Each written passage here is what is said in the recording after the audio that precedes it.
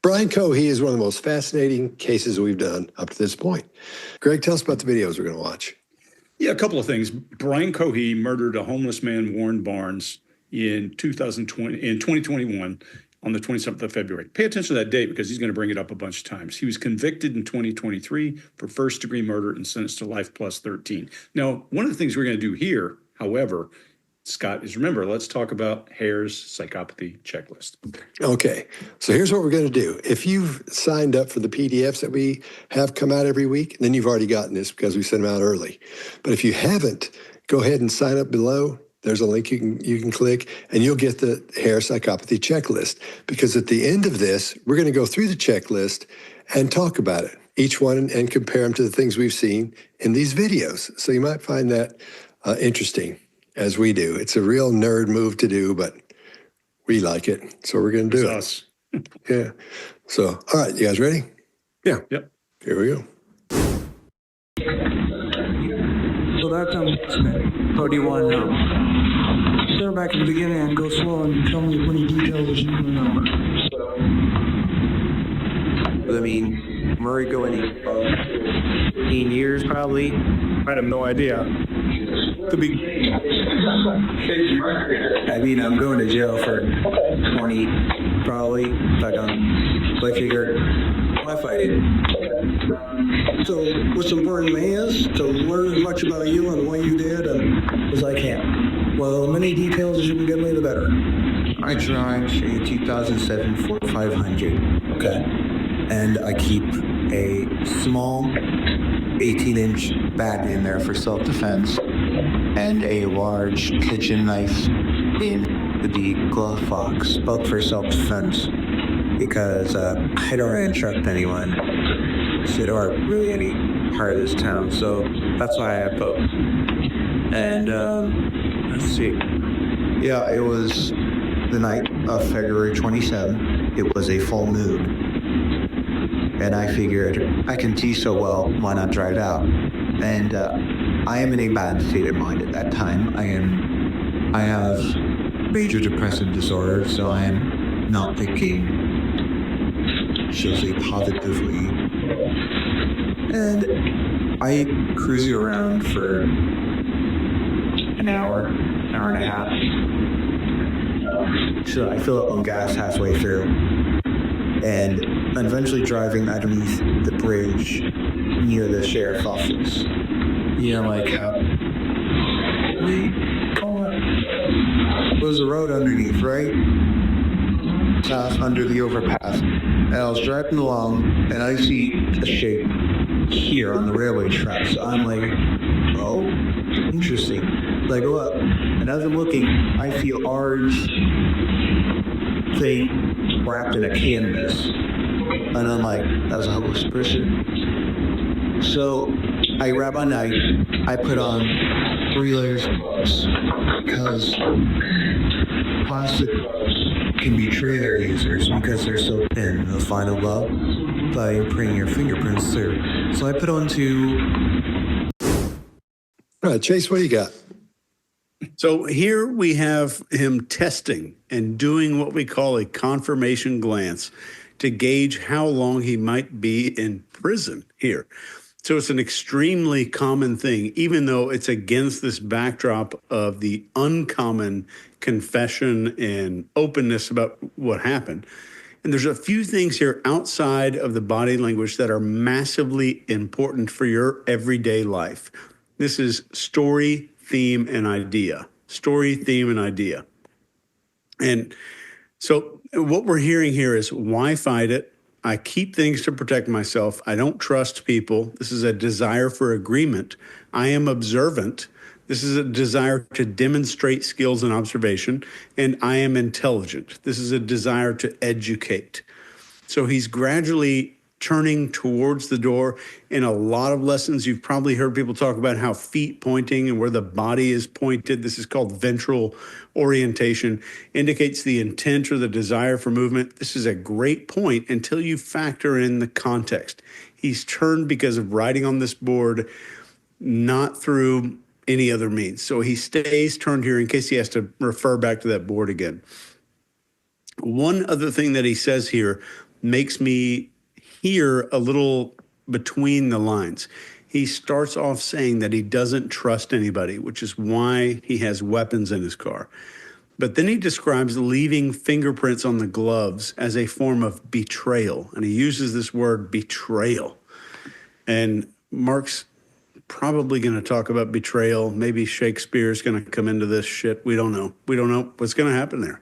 But this is where your listening is not just surface level and you start to hear what's going on. This betrayal thing. These gloves are going to betray their users. I'm going to add the language and the statement profiling tool inside of the PDF, which is called the Slate tool. And it's down in the description in your PDF to be able to download it whenever you want to. Scott? All right. This is one of my favorites anyway, because in my opinion, we're looking at psychopathy here. And that's one of my favorite things to talk about. And so as we go through the psychopathy checklist at the end, you're going to see everything we're talking about.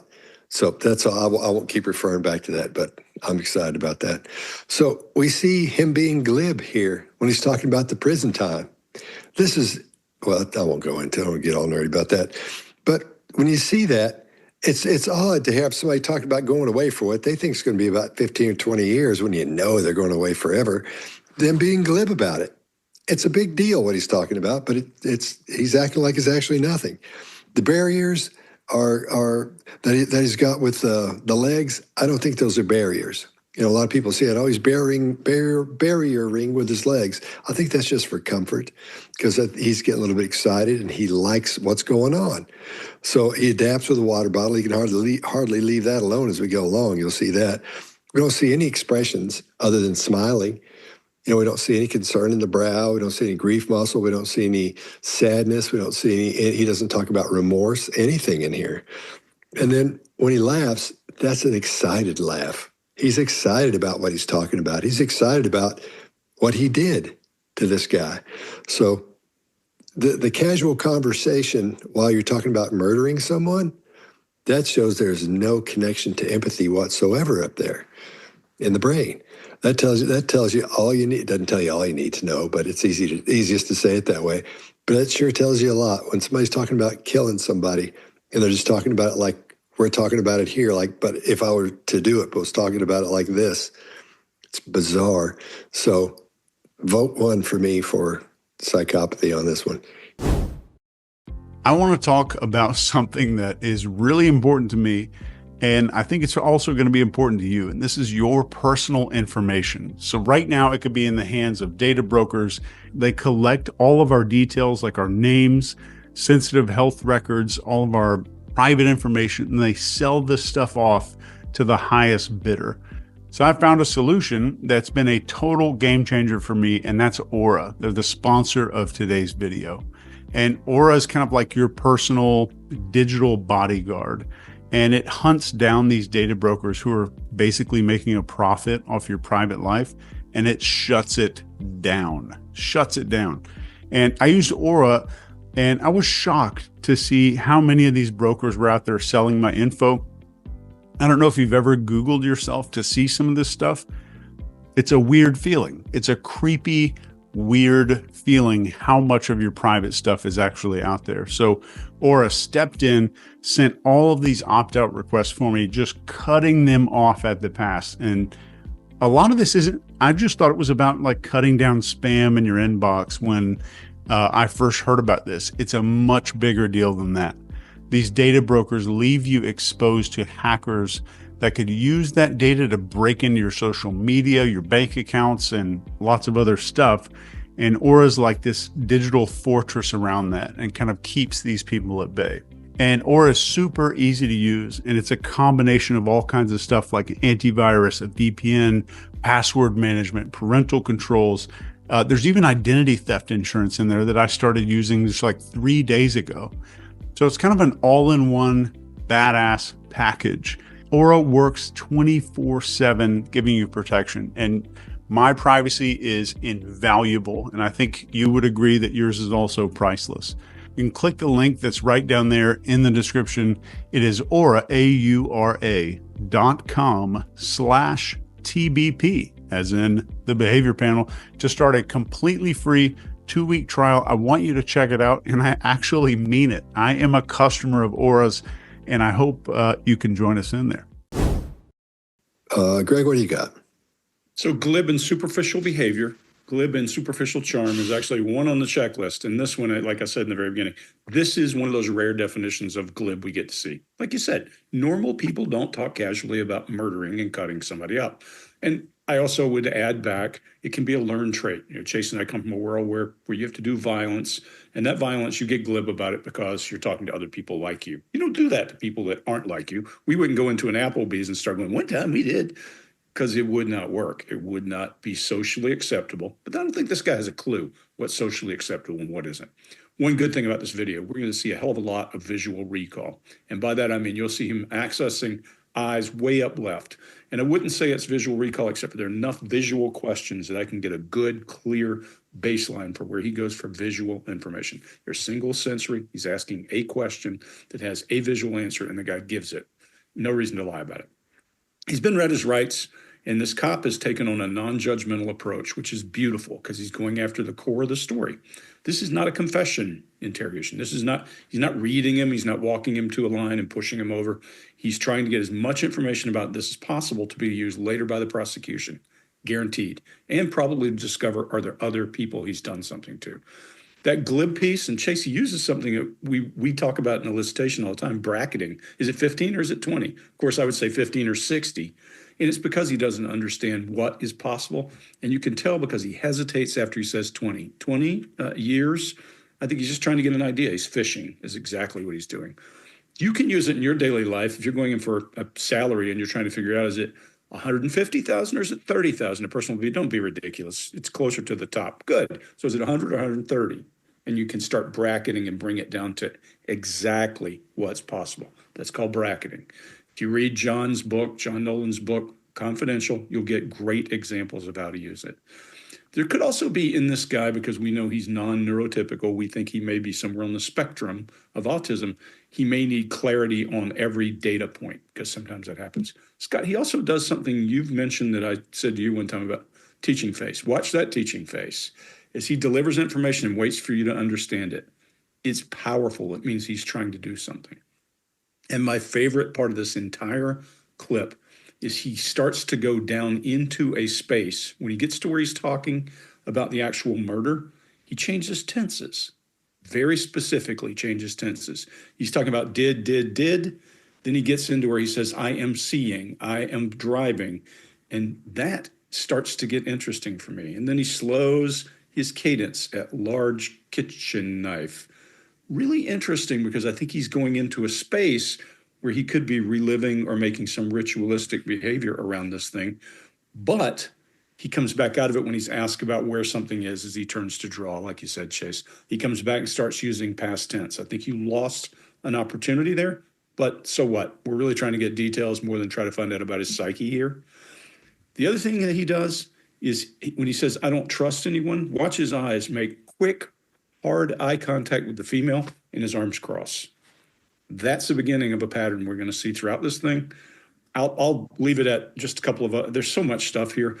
I say often that if you interrupt people's food, sex, and sleep cycles, those are ritualistic things. If you don't think you're that way, next time you sit at the table, watch how you put everything in the process you go. It sets aside some of the most important things in human beings. And when those things get interrupted or those things get distracted, that can make a mess of a person's psyche. And a lot of these guys we've seen appear to have ritual around these murders. It makes me want to pay really close attention here. I'll leave it at that and say one last thing. He starts to show another symptom of these guys, drawn to authority and trying to learn about all these elements. Not that true crime junkies aren't doing the same thing. Mark, what do you got?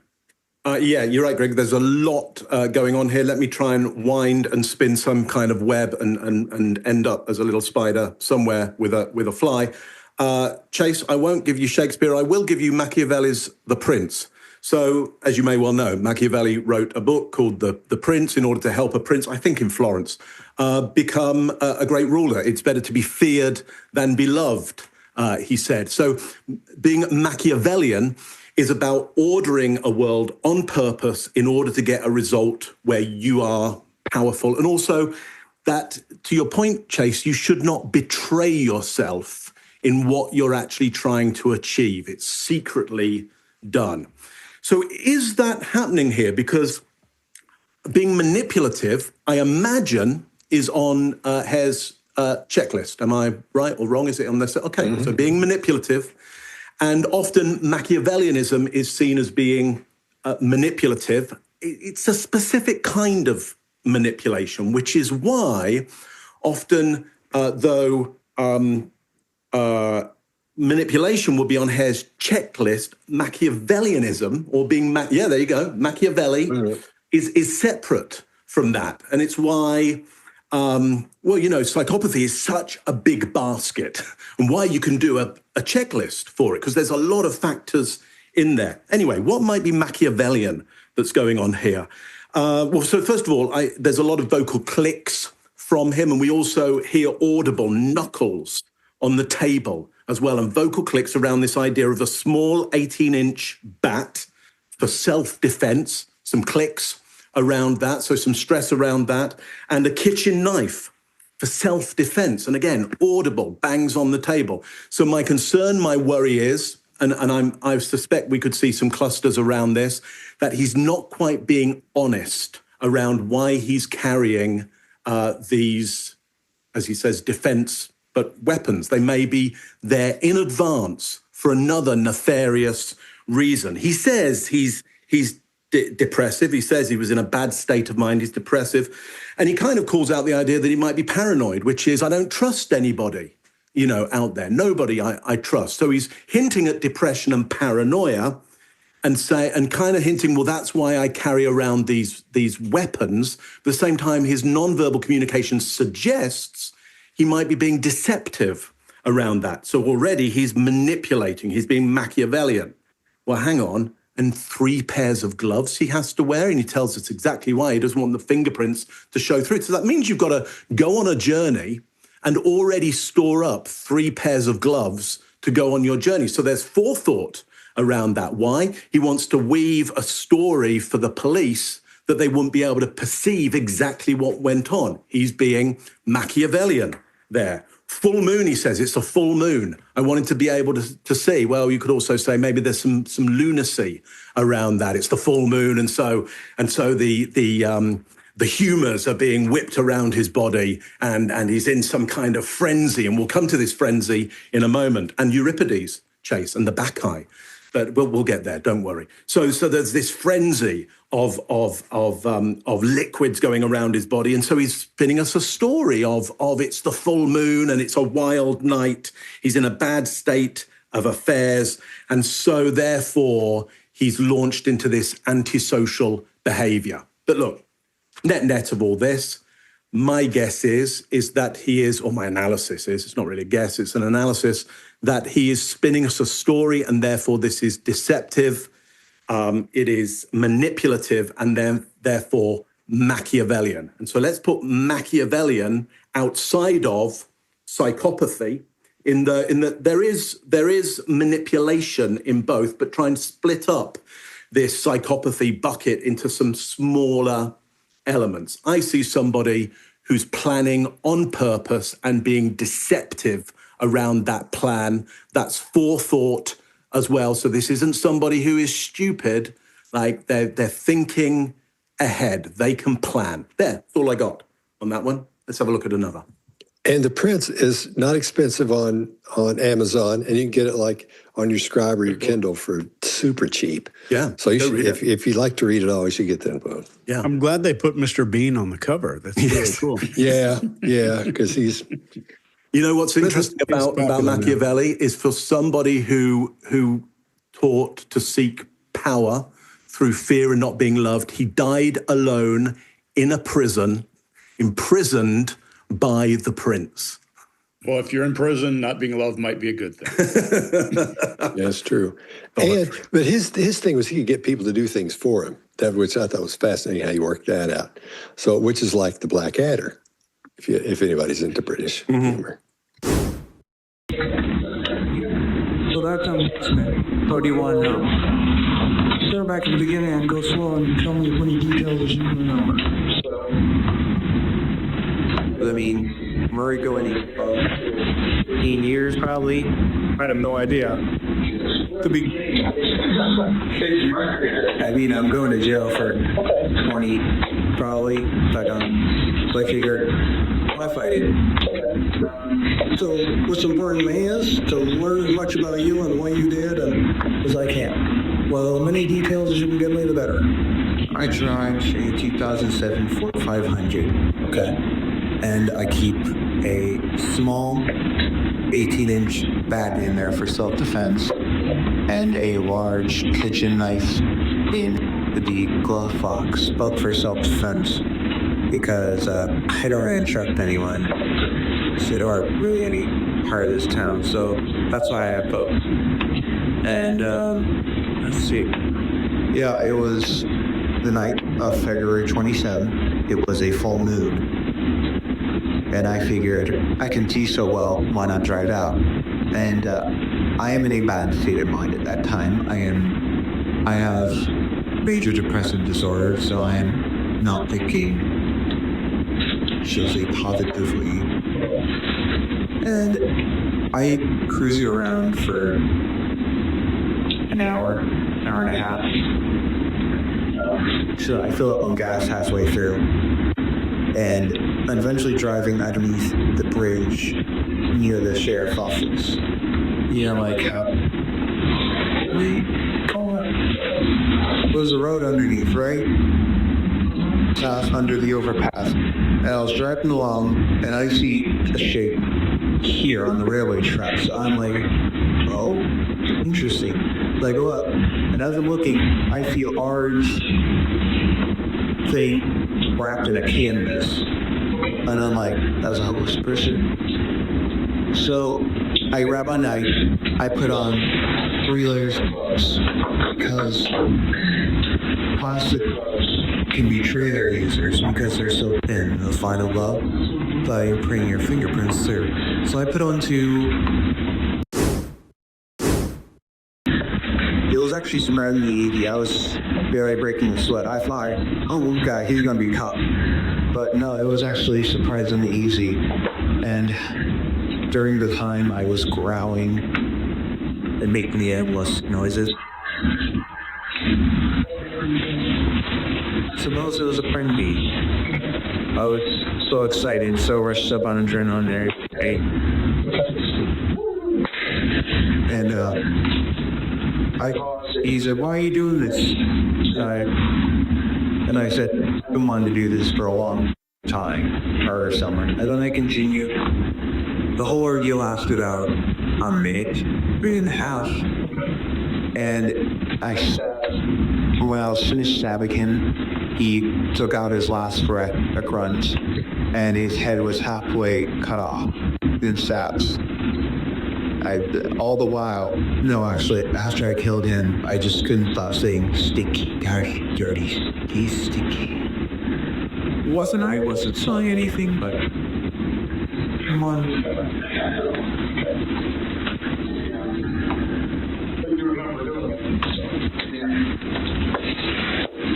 Suppose it was just me speaking out my mind at that moment. It was pouring out mind. What do you worry about? I mean, this looks like it's pretty close to the road and stuff. Somebody seen you or catching you? It was 11 p.m., so not many were driving by. Well, it was behind the pillar. So, like, here's the road. It was here. So people would only see a brief thing here and here. So, were you worried about them saying? I was worried about one of them stopping. What did you think could happen? Somebody. Well, it looked quite dark under there, so they wouldn't have seen the guy.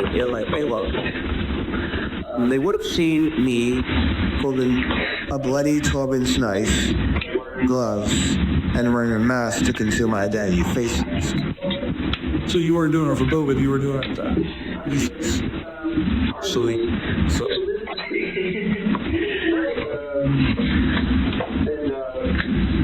no one stops, and I'm just like, hey, for bystander effect. All right, Mark, what do you got? Ooh, okay. All right, let's get on to it. Chase, Euripides, the Bacchae. So the story goes that so the story is one of transgression and confusion of boundaries around gender and social norms and identity, okay? But it eventually culminates in a group of women ripping apart a man and in a alcohol frenzy. So it is this animalistic moment. And this is what he points towards in his description of the stabbing of this individual and these animalistic. He's basically saying, I absolutely lost it. I became an animal. I think to kind of potentially manipulate us into this idea again of this full moon and this lunacy. I mean, it's all there, whether he knows it or not. For me, it's all there in the story. You've got a full moon and we've got a werewolf happening here. So he's spinning us a tale which is something more within the supernormal. So it's fascinating, and that's partly why it's such an interesting interview, because we get this supernormal event happening, a human being who's become an animal, who then dehumanizes this person by calling them dirty, smelly, dirty, smelly, dirty, smelly. So everybody in this scene is degraded to a non-human form at this point, which makes it very difficult for us to sit and watch this and hear this supernormal story. Here's where it gets really interesting in terms of psychopathy and how you might be able to break that up in some ways. Is he makes a joke around social distancing. And it's not a bad joke, actually. It's not a bad joke. It's which tells me, when I say it's not a bad joke, I mean it's quite well constructed.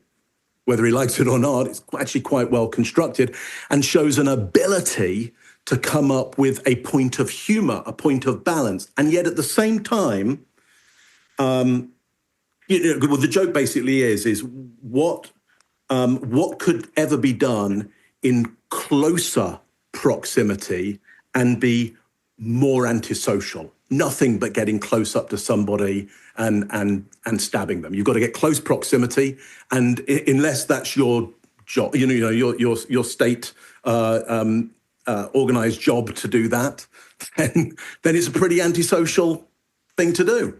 Nobody's asked for it. Nobody's sanctioned it. It's antisocial and very close. What I would say is that joke is what we would call sardonic.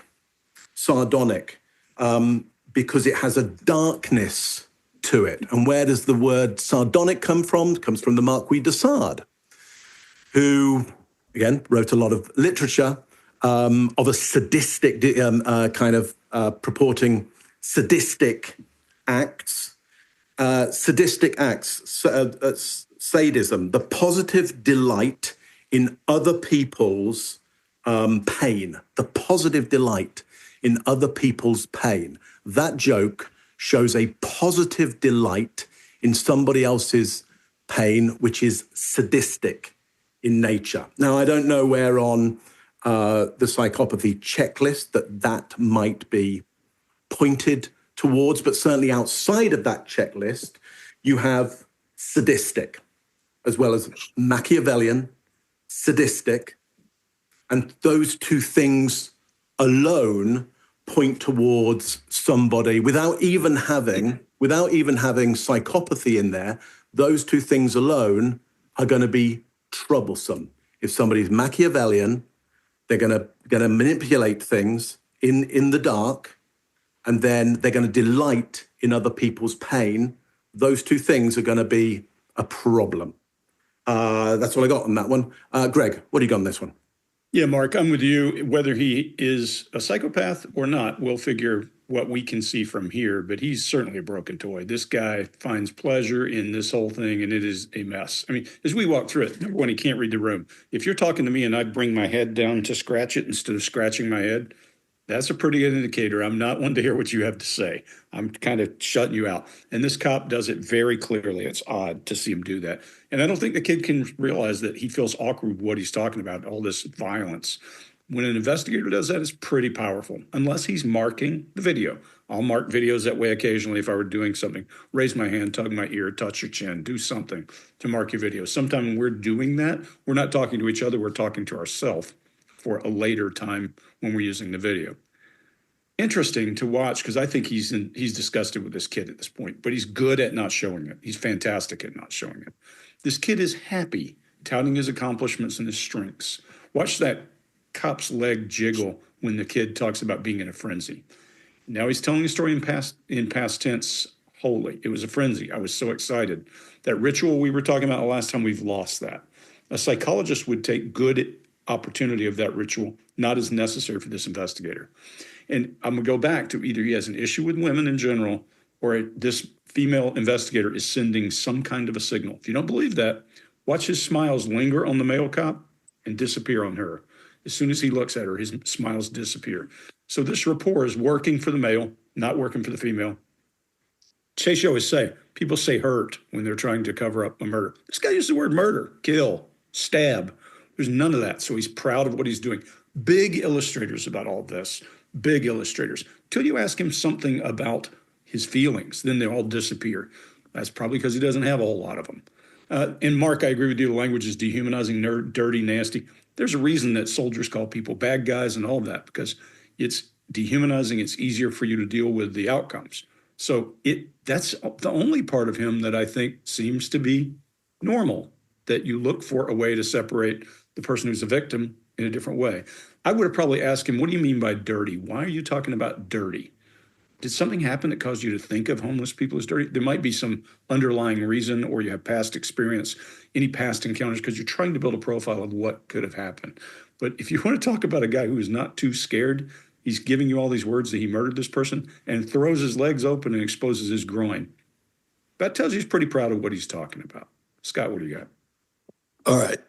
When we see him get excited, when he's talking about the victim, that's what turns him on. That's the little thing that flicks his switches in there and goes, I like this.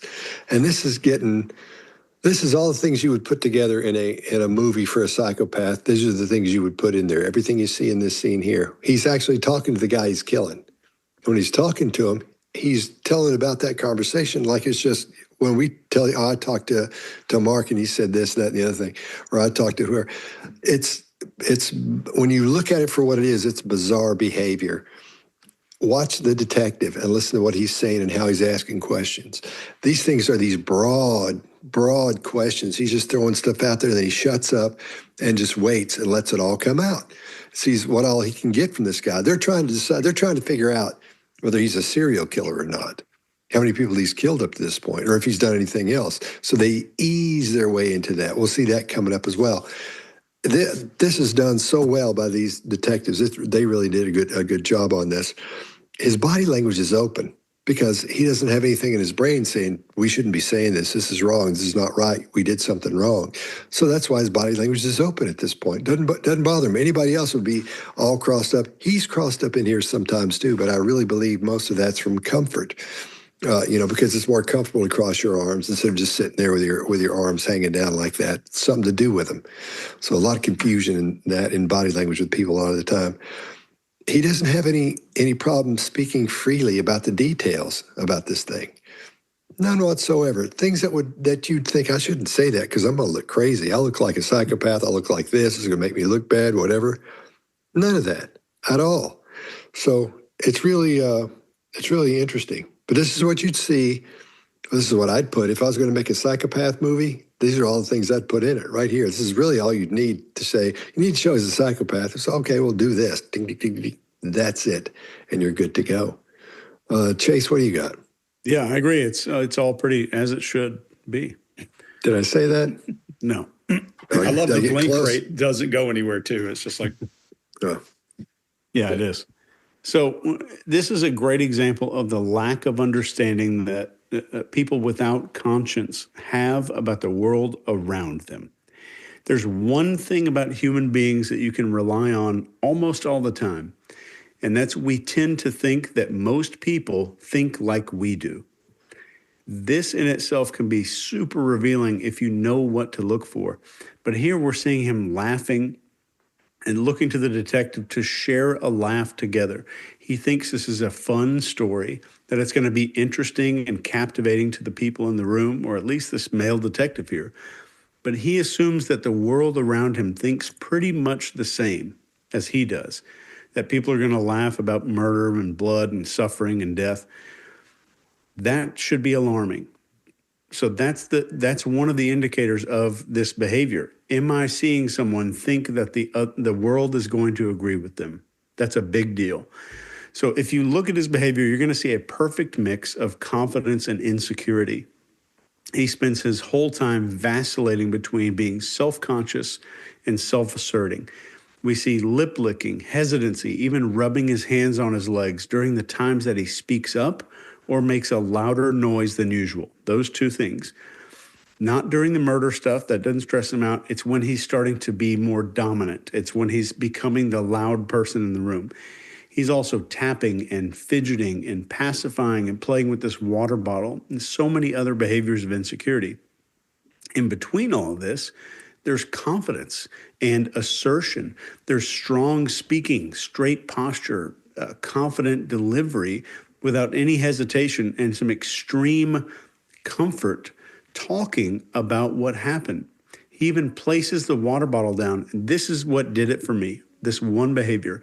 When he finishes drinking this water and he places it down on the table, way into the personal space of the detective, way in there. There's a whole book about this. There's a whole science of this stuff. It's called proxemics. This is a Jekyll and Hyde display that is extremely rare to see, especially in high quality video. You can see both of the characters, this insecure guy, this big murderer, they're competing like it's a Spider-Man Venom movie here, and it's only going to get worse. Let's keep going. Wait a minute. That's what Greg did to me when we met. Remember the first time we met up, Greg, at Sportsman's Grill? And I argued this all the time. And of course you don't. And Greg and I were sitting there eating, and I'd never met him before. Just we talked forever on the phone and email and all that. And then the next thing I know, he's moving all of his stuff onto my side of the table. See, and he swears he didn't. He swears that's not what was happening. That's what was. I know. I think you're just paranoid. I'd have bet his chips. If they're coming to my side, that means they're mine. That's me too. And I waited to see how far it would go, And you did finally come up with a little line there, a little border there, as you took over the table. First time I met Greg, he was doing that with his foot, but under the table on my legs. Yeah, that's a different thing. Yeah, that's different. Did the cowboy boots work for you, Chase? Every time. Every time. Yeah, I think you and I are the boot guys. So. We are. Boot gals. It was actually surprisingly easy. I was barely breaking a sweat. I thought, oh, God, he's going to be caught. But no, it was actually surprisingly easy. And during the time I was growling and making endless noises. Suppose it was a friend bee. I was so excited, so rushed up on adrenaline and everything. And he said, why are you doing this? And I said, I've been wanting to do this for a long time, or summer. And then I continued. The whole ordeal lasted out a minute, 3.5. And when I was finished stabbing him, he took out his last breath, a grunt, and his head was halfway cut off in stabs.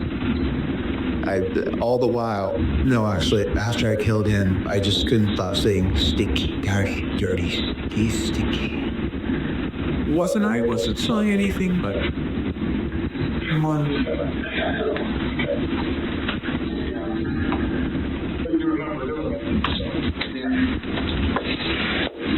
Suppose it was just me speaking out my mind at that moment. It was pouring out mind. What do you worry about? I mean, this looks like it's pretty close to the road and stuff. Somebody seen you or catching it? It was 11 p.m., so not many were driving by. Well, it was behind the pillar. So, here's the road. It was here. So people would only see a brief thing here and here. So, were you worried about him saying? I was worried about one of them stopping. What did you think would happen? Well, it looked quite dark under there, so they wouldn't have seen the guy. They would have seen me holding a bloody 12-inch knife, gloves, and wearing a mask to conceal my identity, face mask. So you weren't doing it for Bowden, you were doing it So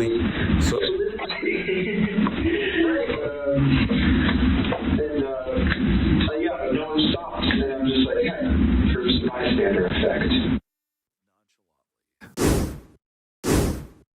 And you talked about you were just kind of in a bad space that night. it was, yes. Okay. Why were you in a bad space? I didn't take my medicine. And plus, for years, I was wondering what murder would feel like, because, like, Ted Bundy and the Zodiac, they all say murder's the best feeling in the world. So I'm like, for some time I had been wondering when it would happen. I always knew I would be in this field, whether it was as a criminal or a police officer, because I was planning to go to the military.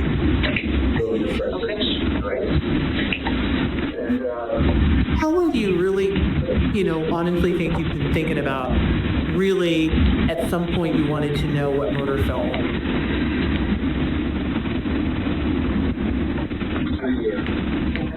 Great. And you said you read books. I read books. I had a book on forensics. Okay. Did you read the book, the Ted Bundy book? No, I have not read that Bundy book. I probably have seen excerpts. Have you seen little comments from it or things like that? I'm not sure what book you're talking about. And the one you mentioned, it's something about Ted Bundy. A lot of people It's a little on the internet. Yeah. Okay. All right. And Pete studied him too.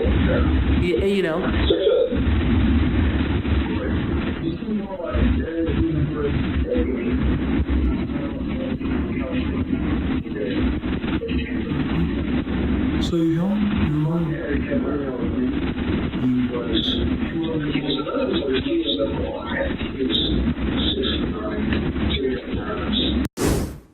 All right, Greg, what do you got? So this is a really good one because exactly what we've seen to now. He turns to face this woman and all that open body language just disappears. His adapters go through the roof. He starts fidgeting and moving his hands and legs and everything else. All of his illustrators are gone. Now there's a combination. We talk about illustrators being movements that punctuate your thoughts.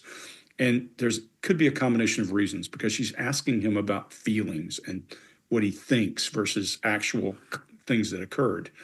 There's some downright eye accessing, meaning emotional things, and he starts to use the adaptive words or pause words. They make me want that other officer to get back in there and take control so we get something. I think that anytime that this guy does that, he's going to gravitate toward a position of authority because he's got rapport, and so I want him to take it back over. But when he does, watch that increased jiggle rate from that guy, and he breaks eye contact away from visual accessing. I just think this kid has some issue with women or with this woman. Don't know if it's this woman or women. I'm going to assume that it's her, and we'll go from there. The other thing is listen to everything she asks him. It's like pulling teeth. Every question he answers, he just tells her what she wants to know. He doesn't carry on. Whereas with the other guy, he'd give you a ton of details and tell you what's going on. Let's see. I got one last thing. The biggest one in this entire clip for me is he's compared to, he says Ed, and the guy goes, Gein? Well, if you're going to compare me to people and you compare me to Ed Gein, if you don't know who he is, he's the original, Silence of the Lambs guy who cut people up and made them into suits. Pretty creepy. And then he goes, no, Kemper. This kid doesn't say anything like, no, I'm nothing like that guy who killed and sexually assaulted his mother and all this stuff. He says, no, he's real tall. Real tall. That's the only difference. Any of us would have an explosive reaction to that. Mark, what do you got? Yeah, that is quite extraordinary. Okay, so for years, he says, for years I've wondered what murder would feel like. For years, and you might, that alone go, okay, well, that's a bit odd. That's a bit psychopathic. But of course, all of us wonder what that would be like as the victim, as the perpetrator of it. Because if we didn't, we'd never watch any of those films with it in. In order to watch one of those films, you have to align yourself empathetically with either the person doing the killing or the person being killed or the bystander to it. But there's only 3 places that you can have any element of empathy. If you had no empathy, cognitive or emotional, for anybody in that, you'd be bored by the film. You just go, this is pointless. There's nothing happening there.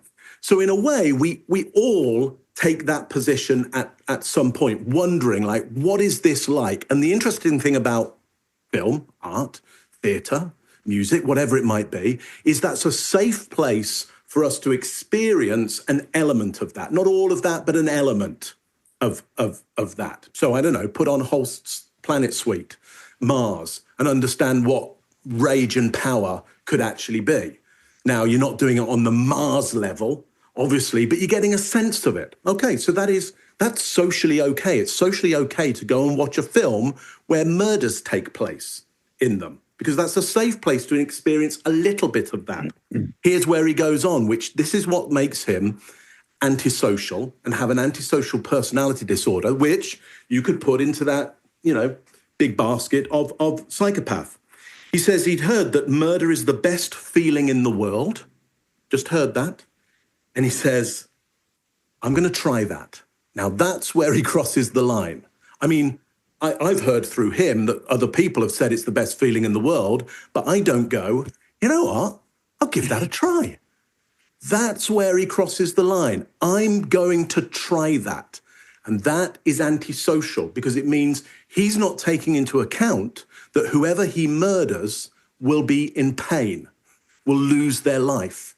He's not concerned about that. He's concerned about his gratification, his trying that without any concern for anybody else. And that we could call thrill seeking. And my guess is that's probably on the checklist. But I might put it as an antisocial disregard for risk. Antisocial disregard for risk.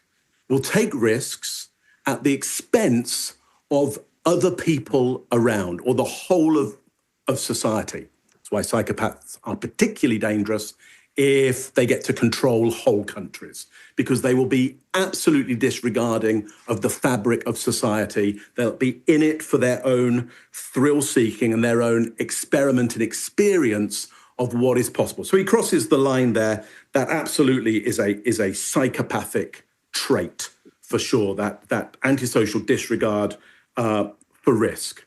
Now, that's either because he doesn't feel the risk, or he doesn't have a part of the brain that could mediate the feeling of that risk. It could be one, could be the other, could be a combination of all those things, because, the current science kind of says there might be many parts of the brain that may or may not be affected.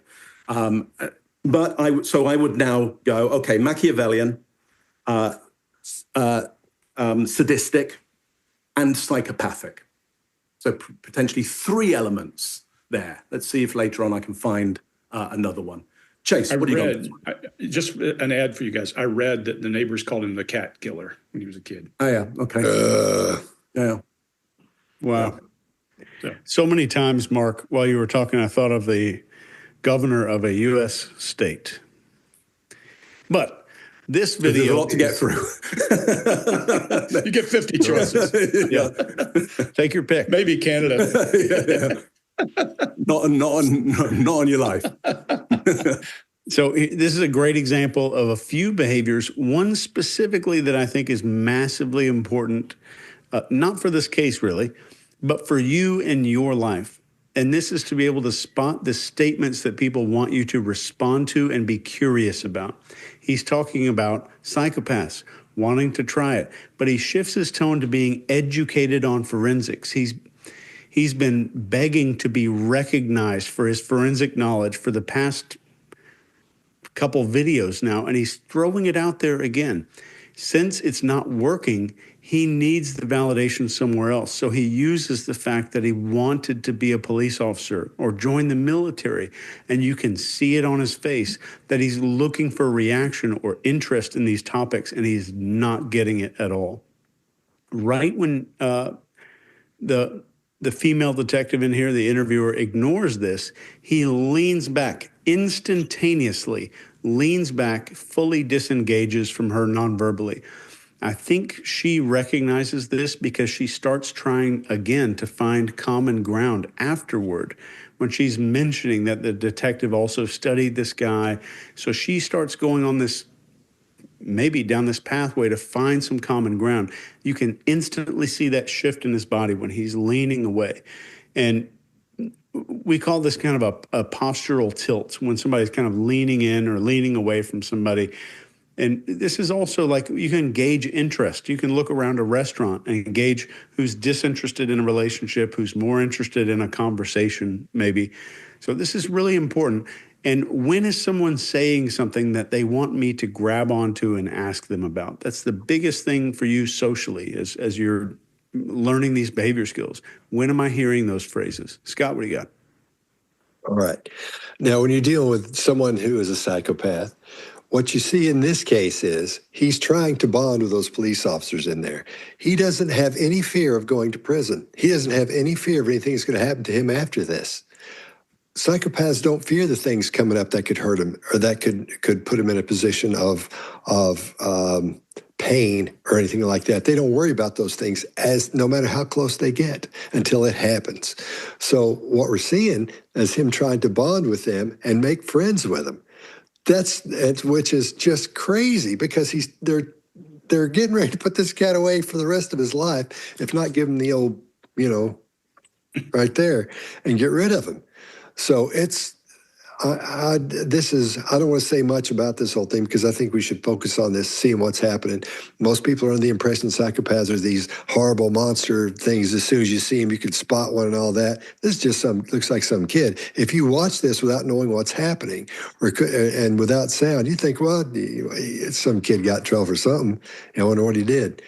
This is one of the things you would put if you were doing some kind of a film on how, what psychopaths are really like. This would be it. This is my opinion. So that's what I'd put in the movie right there. If I was doing a documentary, I'd show this. So I'm going to scoot out at that point. Looks like a kid that'd be working at like a GameStop or something. Yeah, he looks like just a big old nerd. Some smart kid. Somewhere weird, like maybe he worked at Safeway or something like that. So it was Safeway. That's right. Yeah, he talked about Safeway in there. And you talked about you were just kind of in a bad space that night. It was, yes. Okay. Why were you in a bad space? I didn't take my medicine. And plus, for years, I was wondering what murder would feel like because, like Ted Bundy and the Zodiac, they all say murder's the best feeling in the world. So I'm like, for some time I had been wondering when it would happen. I always knew I would be in this field, whether it was as a criminal or a police officer, because I was planning to go to the military.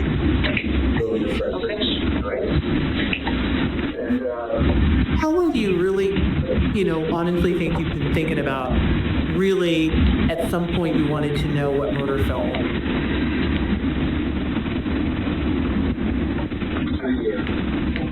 Great. And you said you read books.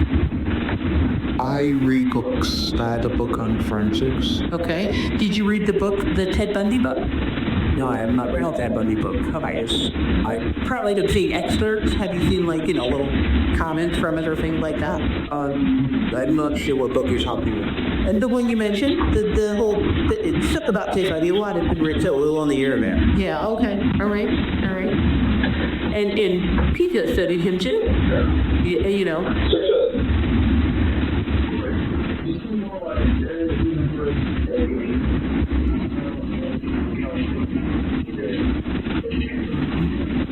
So you don't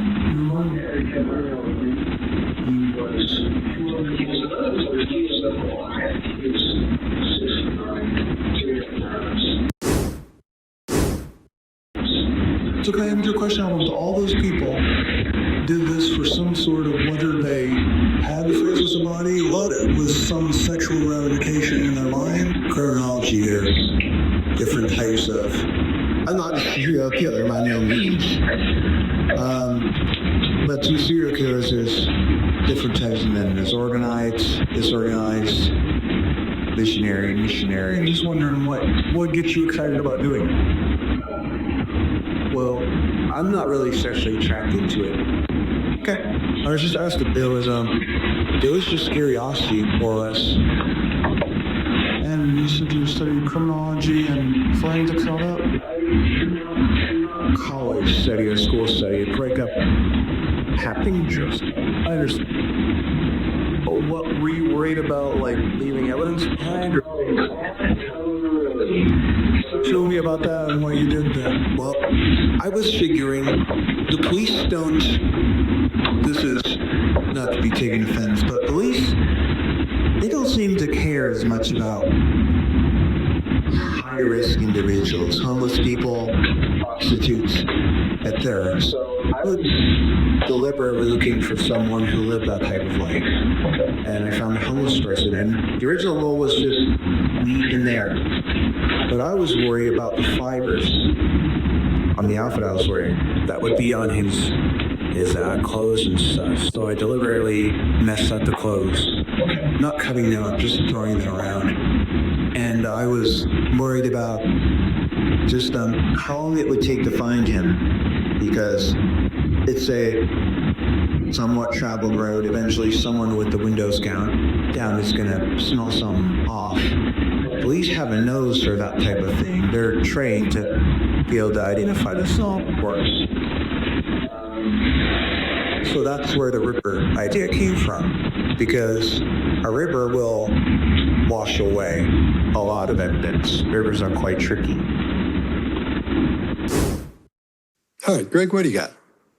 So this is going to have the single most important seconds of this entire interview to me, and I'll get to those in just a second. Let's walk through the mechanics of a couple of things. Now he's going to lecture this detective. He says, "I'm not a serial killer," followed by a really nervous laugh. If he isn't, it's because they interrupted him. This guy, I just about guarantee you, this is my opinion, this guy would be a repeat offender because he didn't get the target he wanted in the beginning. We're going to see exactly what he wanted. It's really interesting. I talk to you guys all the time about downright eye accessing, meaning emotional accessing. And that if your head tilts far enough, your body will curl. His body curls. Look at him, it's rolled up. And then as he does that, he's going down this list of different kinds of serial killers. His head pops up and he makes eye contact. There's something emotional he's accessing before he gets to it. There's all these, I think he's running through a list of his heroes, honestly. And he's running through the different kinds of guys. And then he pops up and he says, boom, here's who they are. And he runs down the list.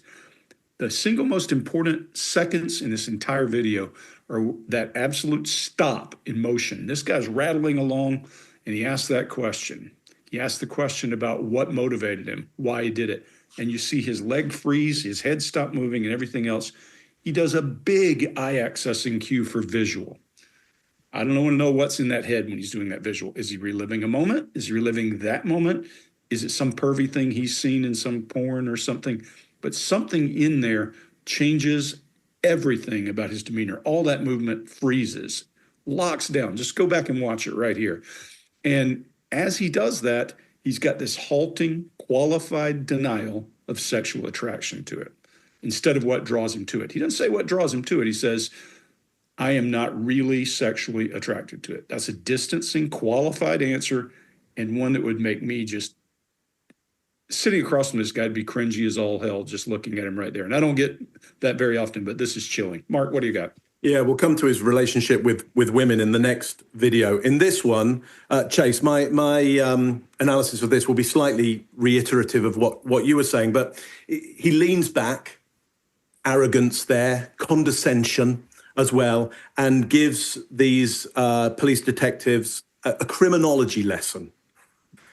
And then kind of says he just has a passing interest, but he has the arrogance and the condescension to let them know exactly what they should know about criminology. So I will, kind of basket that up in being narcissistic, which is the seeking of attention when that attention is unearned. He doesn't have any reality to put himself on a high pedestal around criminology, and yet he does, and he's looking for that, Chase, I think you were saying, that validation from them. So somebody looking for attention, and they're doing that in an unearned way, and often in an aggrandizing way. So we could put narcissism along with Machiavellianism and sadistic and psychopathic. Now, may well be on that checklist. There is narcissistic there. I'm not quite sure. And there's often that idea of, all psychopaths are narcissists, but not all narcissists are psychopaths. But look, any human being is extremely, extremely, extremely complex. And then you put them in a certain situation and they become even more complex. And then you put them in a certain situation in relationship to all the other human beings around them. And the complexity gets massive. So all we get left with as people who want to understand something and get a grasp of it so we can feel a little more in control of our own lives is to go, well, can we put people in a bucket? There's nothing wrong with that. It's a really good start to trying to understand something and get closer to the complexity of what might really be going on here. So all I'm trying to do is kind of, in some ways, split up this psychopathic bucket and then put some of the elements into other buckets. It's all a model, and all models are wrong. It's just some are helpful. And if you're finding, what we're saying helpful about understanding this person so that you can feel maybe more understanding of yourself or other people, or feel a bit safer around other people, or a bit more in control of situations, then it's a good model. And if what we're talking about makes you feel even more unsafe, even more like you haven't got a grasp on things, then stop watching and go and watch something else, because this isn't helpful for you at all. Or keep watching, it might get better. Keep watching. It might get a lot. It's kind of like your thing about watching murder shows. Just keep watching. Yeah, just keep watching. Yeah, the bad guy will get caught in the end, unless it's a tragedy, or unless they're an anti-hero, and then you'll keep on watching them and you'll empathize with the psych. I mean, there's a few good shows out there where they get you to empathize with the psychopath, which is Dexter. Dexter is a great. But he's great not a psychopath. He's not. See, that's why. He's just a killer. No, he's not. Yeah, he's not a psychopath. Right. No, because he cares then we'll about go with his Silence sister. of the Lambs. We'll go with Silence of the Lambs. Oh, I thought you were going to fuss with me on that. No. That's fine. I'll just pick a different one. I'll get there in the end. Just pick a different one. I thought I was going to fuss on Silence my of the answer. Lambs. You empathize with Hannibal Lecter in the end because people are rude to him, and nobody likes rudeness. And so you're like, you got to sort out that rudeness. Scott, what you got on this one? All right. I agree with you all so far. This cat's been thinking about killing for a long time. And you're right, Greg. These are his football stars and basketball stars are these killers. He knows about them. He knows how psychopathy and serial killers are broken down into the differentiations of styles of serial killers. He's got that down. And he feels like he's bonding with this detective, and the detective is letting him do it. This is so good. This is so fascinating to see this happen.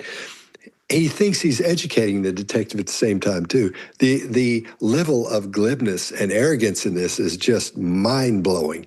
It's so high in this, as he's trying to. He wants that authority feeling that psychopaths want, and he gets that by bonding. He thinks with the detectives in there because he's like them. He thinks the same way. But guess what? Do you know about this? So he's trying to look smarter than the detective in there, and he's letting him do it. He's letting him do it. There's this book called, I always talk about this book a lot, called The Idiot by Dostoevsky, and this cat named Mishkin was a prince, and he let everybody think he was an idiot when he wasn't. And he was running everything, to make a long story short. The Prince and then The Idiot would be a couple of good books to read. One's longer than the other one, but The Prince is fairly short, but that's good too. I won't get into all that stuff. But we don't see him express concern or sadness in here. We don't see anything in the grief muscle. We don't even really see frustration on him. We're not seeing anything but those smiles when he's talking about what he likes and the things that excite him, which is killing somebody, when he's going over the details of that. Nothing bothers this cat, man, at all. His head and chin are up. That head is back. Arrogance and his, what do we say, glibness are just, it's huge. It's I think it's glibivity. Glibivity? Yeah. Okay. I'll go with that. I think he wants to have a trading card with his face on it. He wants to be in the midst of those other guys. Yeah. I'm putting together the Psychopath Awards. You guys got to be in it too. I'm going to do a show called the Psychopath Awards. As long as I'm not a recipient. No. No. What you do is you'd be handing one out. I'm going to have everybody vote, and then I'm going to see who's the favorite, who has the best psychopath smile, the best psychopath laugh, those kind of things. And I'm going to have the awards. So I'm having the awards made now. But it's someone have everybody vote on it. So you guys will give them. You guys can come on and give one away. You'll be accepting for that kind of thing. So you can't be there. Can you get like a really bad writer to like write us the stuff that we have to say? So it's like really, so many people I want to thank. Really, like it's really painful to read the script. Okay. I will promise you that. Okay. So it's like a real proper award ceremony where the talent has to read just terrible jokes. I'm going to try to get Kyle Dunnigan to do that face swap thing and be different psychopaths. You know, like this guy would be perfect. I like. So I'm going to ask him. I haven't asked him about it yet, but hopefully he will. I'll see what he wants to do. But I'd love to have you guys come on and accept awards. And, and maybe give out an award for somebody, that kind of thing. I think it'd be fun. Yeah. So I've got the music for it. I've got everything. I'm ready to go. I'm just putting it all together now as far as structure goes. So anyway, where was I? Oh, yeah. When he's asked if he's leaving any evidence behind, that's when he feels like he's bantering with the detective because they're talking about work, man. It's bizarre what this guy's doing, how he feels.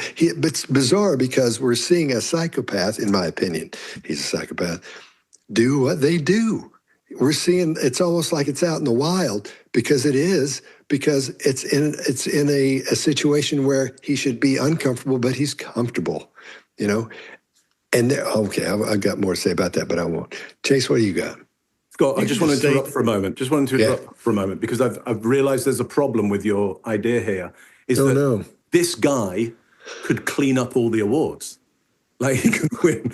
We'll see. We'll see. But I was genuinely worried. I was generally sitting here going, this guy will just win everything, won't he? Like, I know he gets most glib. He gets most glib. Maybe the Glibivity Award. The Glibivity Award. From Chase Hughes. Chase, sorry, I interrupted. Thanks. Yeah, agree very much. I'd love to participate in the awards. Thank you. Just based off of the previous video, I didn't think that they were going to make an attempt to build some rapport with him. I thought he was going to be locked down like an Epstein client list. But finally, it happened. This detective asked him about his studying criminology, forensics, which I know nothing about, but you're going to see that perfect shift in behavior here, this moment that it happens. He puts his hand onto his head, he gets comfortable for a chat, and all these rapid bouncing parts of his body instantly become still and relaxed. Greg, you were talking about this. This is the moment to pay attention for. This is the moment, even if you're no good at body language, to notice there's an increase in comfort, like a massive increase in comfort. To continue down this path, to build more openness and connection. This isn't just interrogation. This is every conversation you're ever going to have, noticing these moments of shifting into comfort and stress. 3 things happen when he goes into talking about the police here. Number 1, he adjusts his environment and moves everything into a neat little corner. This is a desire for control. Next, he leans very far away. He leans away from the detective after he's aware that he might offend him. Next, his behavior and his demeanor shift from conversation to pontification. The shift is almost like you see someone in a high school play launching into a speech and trying to look smart while they're talking about Shakespeare. So we see his posture go up, his chin go up, and he's pontificating.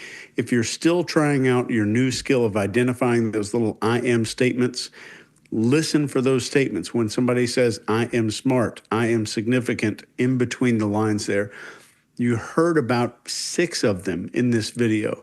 And if you heard them, you're going to hear something begging to come out here. Leave it in the comments if you heard what's actually the I am statement that's begging to come out. but he wants to be asked about his knowledge of fibers. He wants them to say, how do you know about fibers? That's amazing.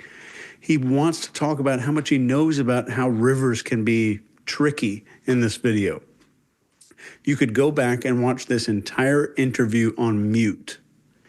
The only point that you would need to listen to are when he makes eye contact with that detective and he raises his eyebrows. This would show you every single thing you need to know to build a detailed map of what he needs approval and acceptance for. Everything about his psychology and his weak points of where he needs approval and acceptance. Just looking at the eye contact and eyebrow flash. So can I answer your question? Almost all those people did this for some sort of, whether they had the phrases of body, what it was, some sexual ramification in their mind. Chronology, there's different types of, I'm not a serial killer by no means, but through serial killers there's different types of men. There's organized, disorganized, missionary. I'm just wondering what gets you excited about doing it? Well, I'm not really sexually attracted to it. Okay. I was just asked if it was just curiosity, more or less. And you said you studied criminology and forensics and all that? College study or school study, break up happened. I understand. But what were you worried about, like leaving evidence behind? Or show me about that and what you did then. Well, I was figuring the police don't, this is not to be taken offense, but police, they don't seem to care as much about high-risk individuals, homeless people, prostitutes, etc. So I was deliberately looking for someone who lived that type of life. And I found a homeless person, and the original role was just me in there. But I was worried about the fibers on the outfit I was wearing. That would be on his clothes and stuff. So I deliberately messed up the clothes. Not cutting them up, just throwing them around. And I was worried about just how long it would take to find him. Because it's a somewhat traveled road. Eventually someone with the windows down is going to smell something off. Police have a nose for that type of thing. They're trained to be able to identify the smell, of course. So that's where the Ripper idea came from, because a Ripper will wash away a lot of evidence. Rippers are quite tricky. So how long have you been planning or looking for someone to do this with before you found this guy? About a year. No, 6 months. So you come close or seen somebody or chickened out or anything in the past? I mean, I was looking for a deliberately secluded place like that one. I wouldn't just go up in Clifton and find someone walking down the street and stab them. No, that's public. Everyone sees that. Have you looked like at the homeless places or anything in the past? I have, yes. I would go on night drives often, maybe once every 2 weeks. I'll just peruse the streets. So before this guy, how close did you come? Well, we just drive around. Just try to find anybody interesting. No. Then you're lying onto a plan? Well, occasionally when you see girls walking down the street, I take a glance at them. Because it really is like a temper where half of me says, well, I'm quite inept with women. I'm being honest, no caffeine. But half of me says, I want to take that girl home and make her feel nice. And the other half of me, is just like what Ed said, is I want to see what her head looks like on a stick. So occasionally when I'm driving down the road, if I see someone that catches by, I'll just... Were you worried about getting caught while you were doing it or before you did it? I was worried about afterwards. That day and a half included, say, I felt so anxious. Because not only is my car in the river, there's blood on it, there's body parts in my house, My parents like go through my things occasionally, and when they see blood, and eventually when they're going to get the news that a body was found in the river, that's very much circumstantial evidence that's pointing to me. So I was very much anxious these past days that I was eventually going to get caught. Okay. When do you think it happened if you got caught? Well, I figured my mother would have confronted me about it, but no, she didn't even say it until the police arrived. I thought the police would handcuff me, but apparently I didn't. All right. I'll go first on this one.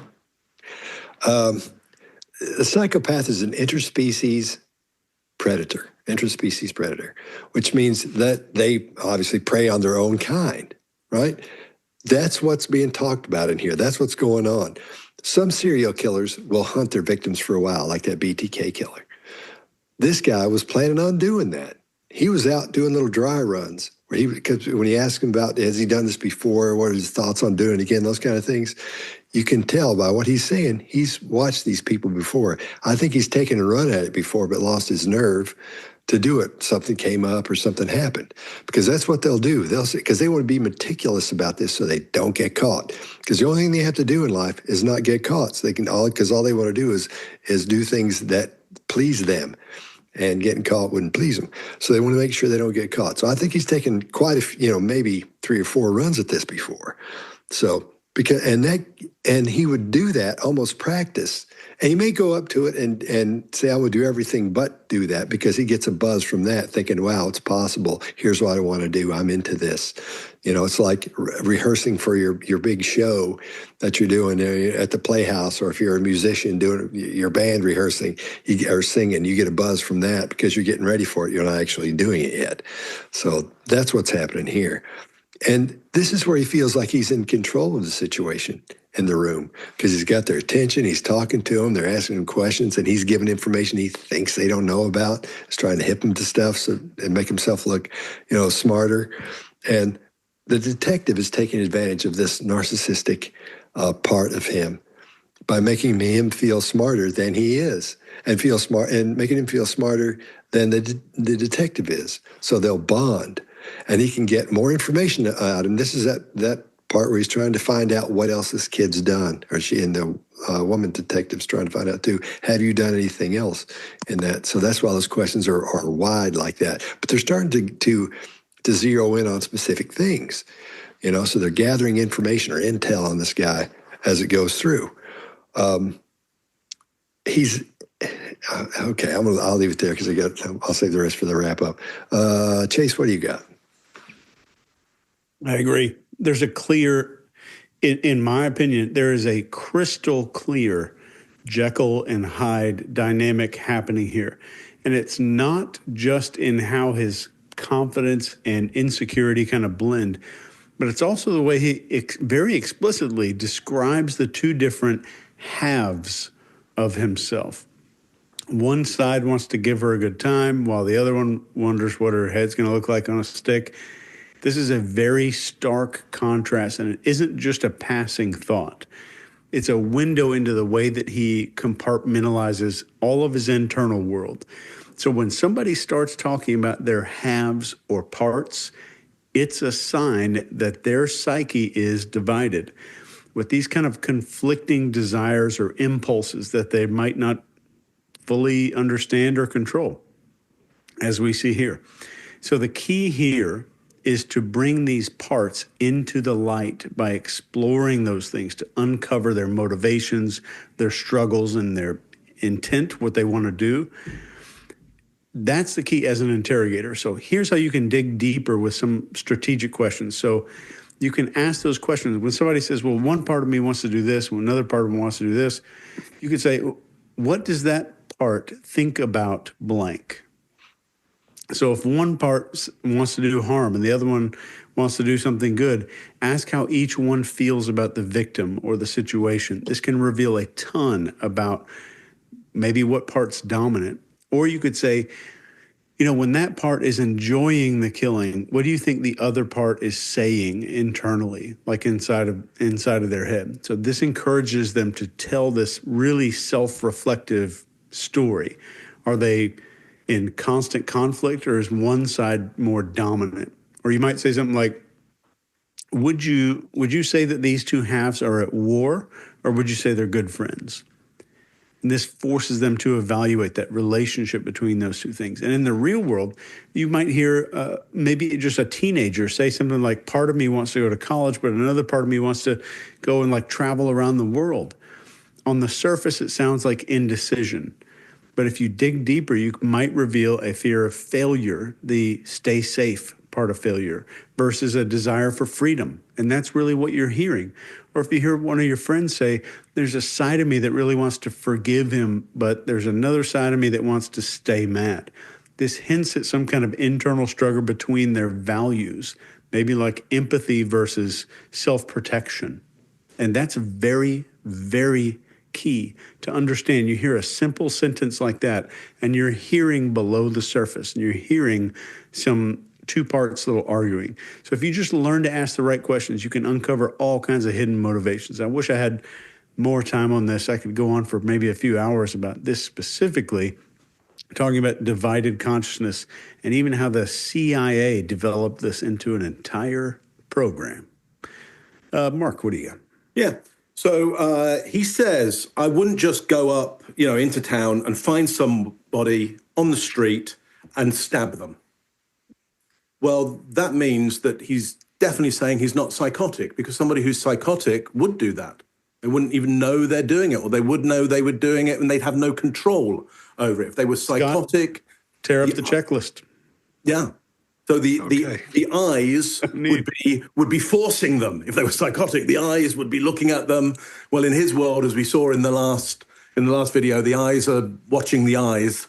So he's got a very, very extreme idea of the kind of the visual world of the psychotic.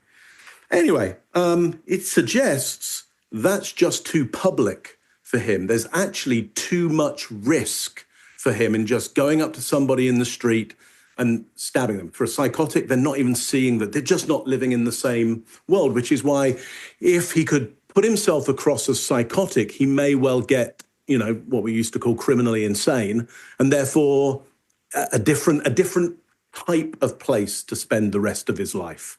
If he's not criminally insane, then he's going to spend the whole of his life somewhere very, very unpleasant, because society will be then deeming it's your choice. You've decided what you've done. Yes, somebody can be ASD or psychotic or any of these kind of baskets that we put people into, but ultimately we have to decide, even despite of that, are they making their own choices?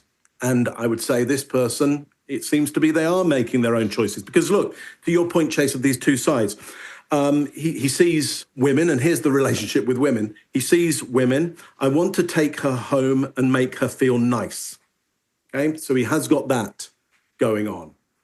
But then he comes up against reality, or his reality, which is that's not going to happen. He's not going to fare well. Hang on just a second. There's a squirrel in here. Really? Can you get it on? Yeah. Wait a minute. No.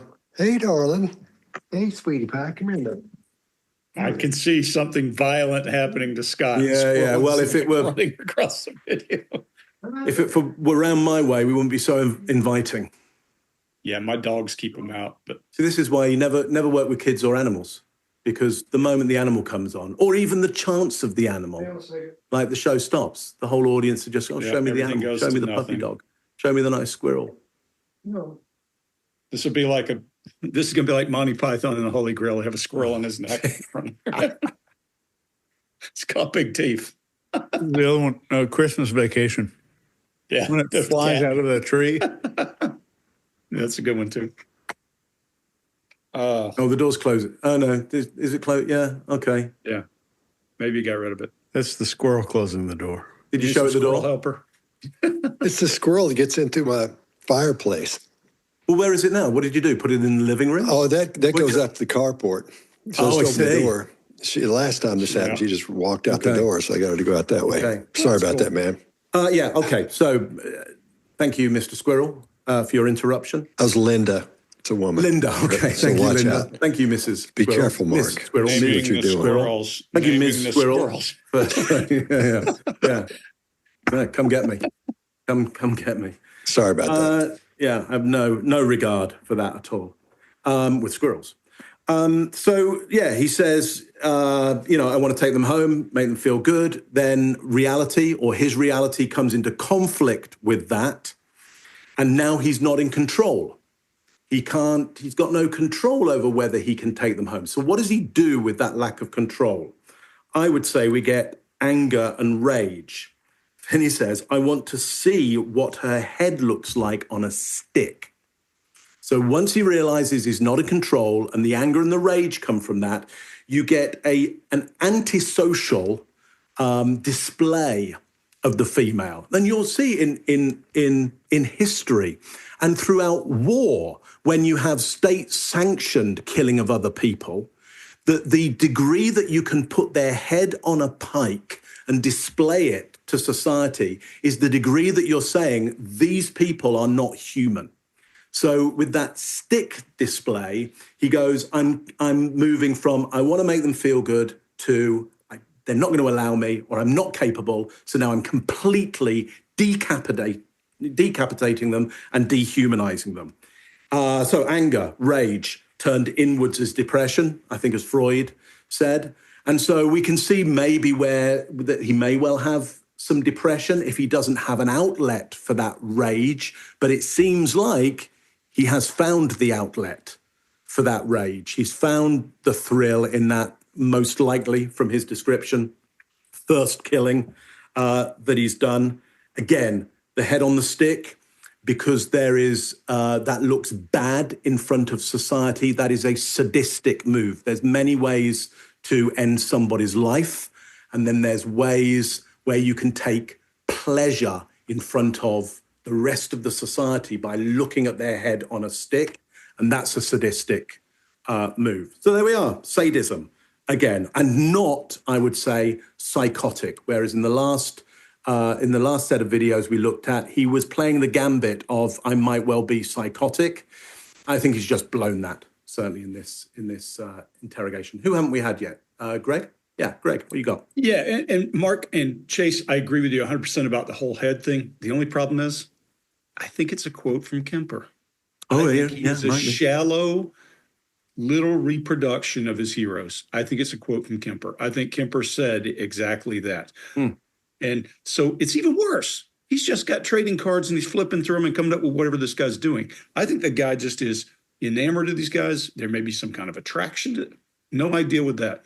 But if you look at it, when he talks about this, now he's starting to uncover some, Chase, I agree with you. He's uncovering some of those hidden drives, some of that sexual drive around women and the frustration. And this guy summed up his words for him, is what I think we're seeing. If I were interrogating him and wanted to really enrage him, I would just say, isn't that cute, sweetheart?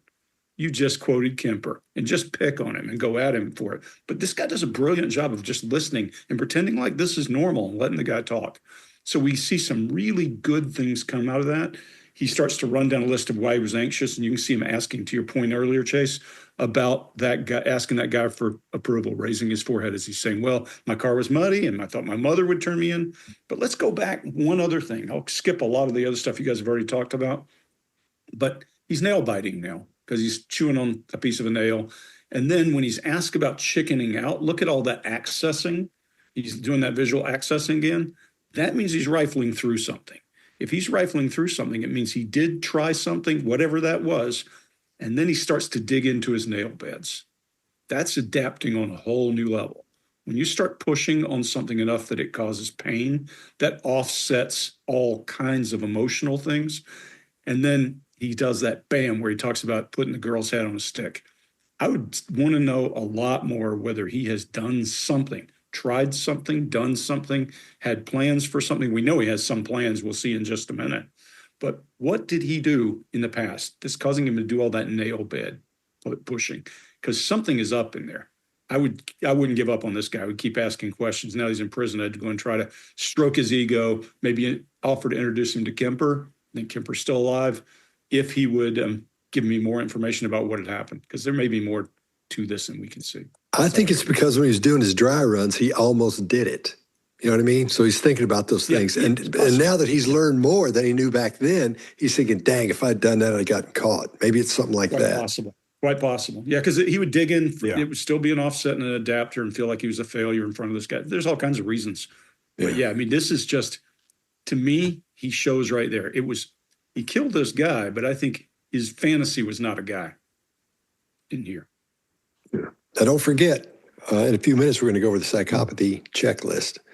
So be sure and hang out. So how long have you been planning or looking for someone to do this with before you found this guy? About a year. Go 6 months. So you come close or seen somebody or chickened out or anything in the past?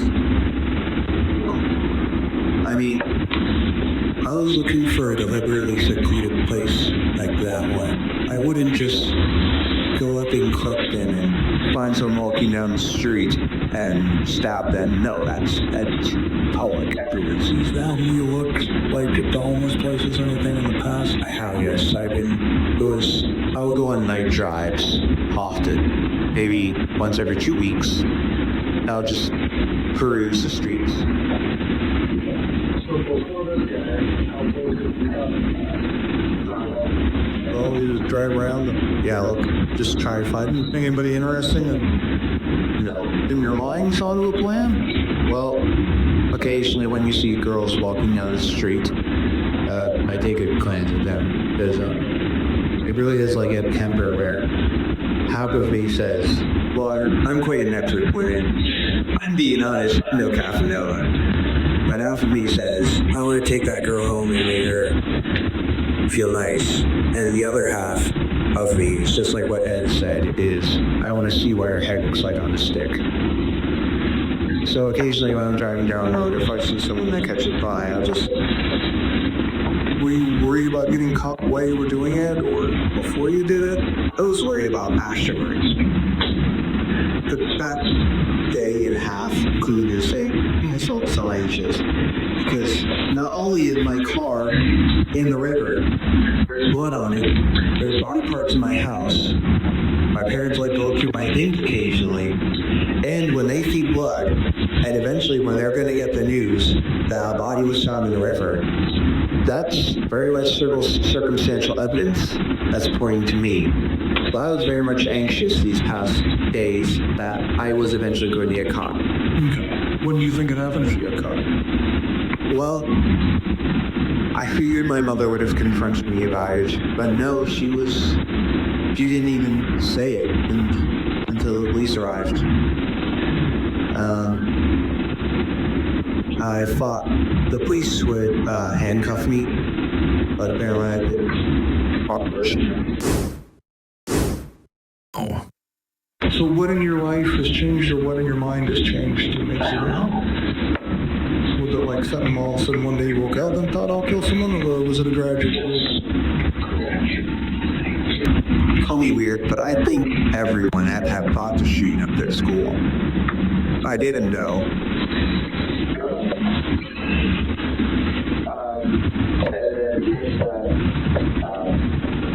I suppose I just don't really like people at all.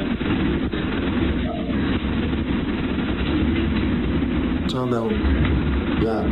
So thoughts of shooting up to school to today, what has happened? Well, last year my parents found a kit I had been assembling. It had hammers, shovels, knives, large zip ties, duct tape, salt. I wasn't meant for hurting people. They found it though, and they were ready to call the police. What I had convinced them it was by other methods. The method from like, and it was an ultimatum where if I didn't throw it away, all that, they would call the police, and then I would have been arrested on charges of conspiracy. All right, Mark, what do you got? Yeah, I like this. He says, everyone has had thoughts of shooting up their school. Well, I'm not sure that that's accurate. Now, here's what I'd say is accurate. Everybody has felt rage.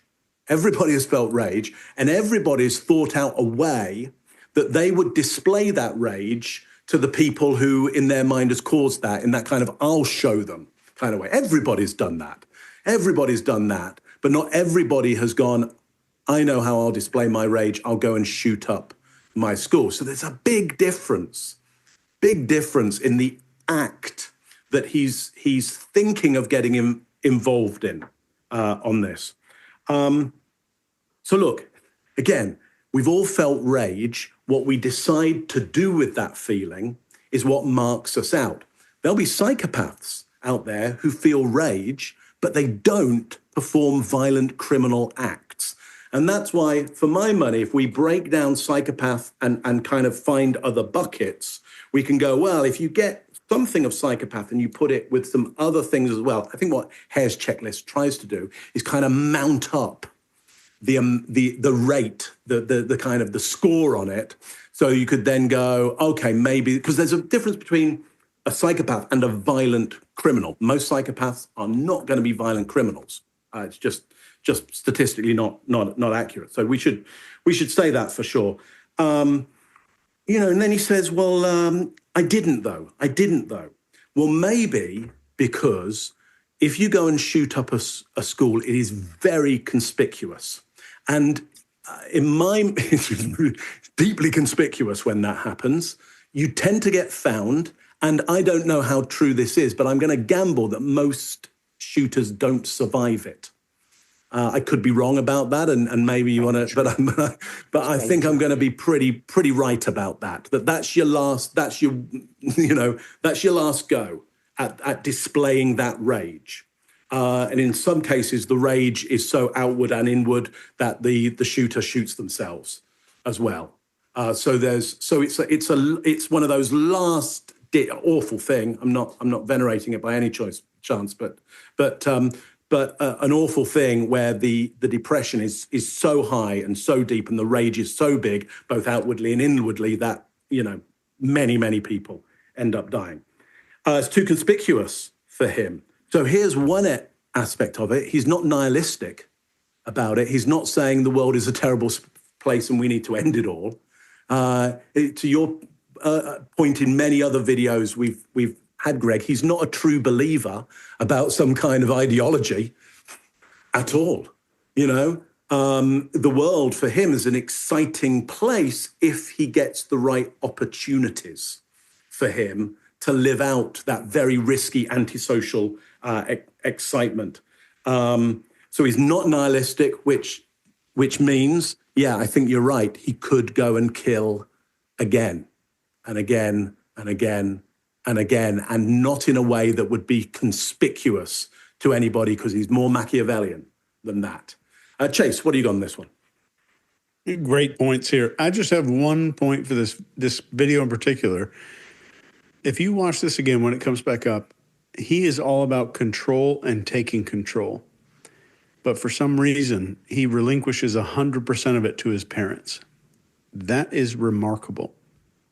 But let me teach you one of the most powerful skills you will ever use when it comes to understanding people. We mentioned this a few minutes ago. And this is the kind of thing that once you learn it, you're never going to be able to turn it off, and you're going to notice it everywhere you go. It's a tool that we teach everybody in NCI and statement analysis, and it's about training yourself to listen differently.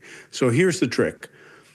Whenever somebody is talking, train your mind to listen for the very concealed I am statements that they're giving you between the lines. So let me explain this. People aren't just sharing facts and stories and opinions when they talk. They're constantly revealing who they want you to see them as. So underneath everything they're saying, there's an unspoken message about their identity. So for example, if somebody casually just says, oh, I've been a CEO for a long time, they're not just giving you a career highlight. If you're listening with this new filter, you're going to pick up on the hidden I am statements. I am important. I am a leader. I am powerful. I am significant. Another one that you might hear is imagine somebody saying, I work out every morning, no matter what. On the surface, it's about fitness, but what are they really saying? I am disciplined. I am strong. I'm in control of my life. As you keep listening to somebody, these I am statements are going to start to form patterns. And the more they talk, the more you're going to notice these recurring themes about how they want to be seen, maybe as successful or generous or adventurous or even misunderstood. So it's like you're peeling back these layers of their words to see the core of their self-image. And I think this works in every conversation, whether it's your boss talking about their accomplishments or one of your friends venting about a rough day that they had. This matters because once you master this skill, you're going to hear people in a different level, and you're going to know what drives those people, how they want to be seen, what they crave from other people. So in the next time somebody speaks, don't just listen to their words. Tune into that little unspoken I am statement that's kind of hiding underneath. And once you start that, you're going to be amazed at how much you've been missing. In this clip, see if you can find 3 of them. There are 3 concealed I am statements in this clip. Greg, what do you got? This is a really good one because it is one of the most uncertain times of all the videos, which I find interesting because he's been pretty certain and bold and talking about all these things. But when he says gradual, I think, listen to that halting approach that he does. He doesn't say gradual. He goes gradual, I think, and does a quick confirmation glance to see how the guy buys it. And interestingly, he smiles and crosses his arms right after that school shooting thing, in the same way he did with a woman investigator who he's looking at him. His smile disappears and his eye contact breaks quickly. He knows this guy's not approving of him now, and I think he's getting to the point where he is in a bind. So let's think about a couple of things. Chase, you just talked about how people tell you with words, whether they're intentional or not, everything. This guy didn't get this glib and superficial chat today. He didn't come in here and go, hey, I killed somebody yesterday. This kid has talked like this around dozens of people.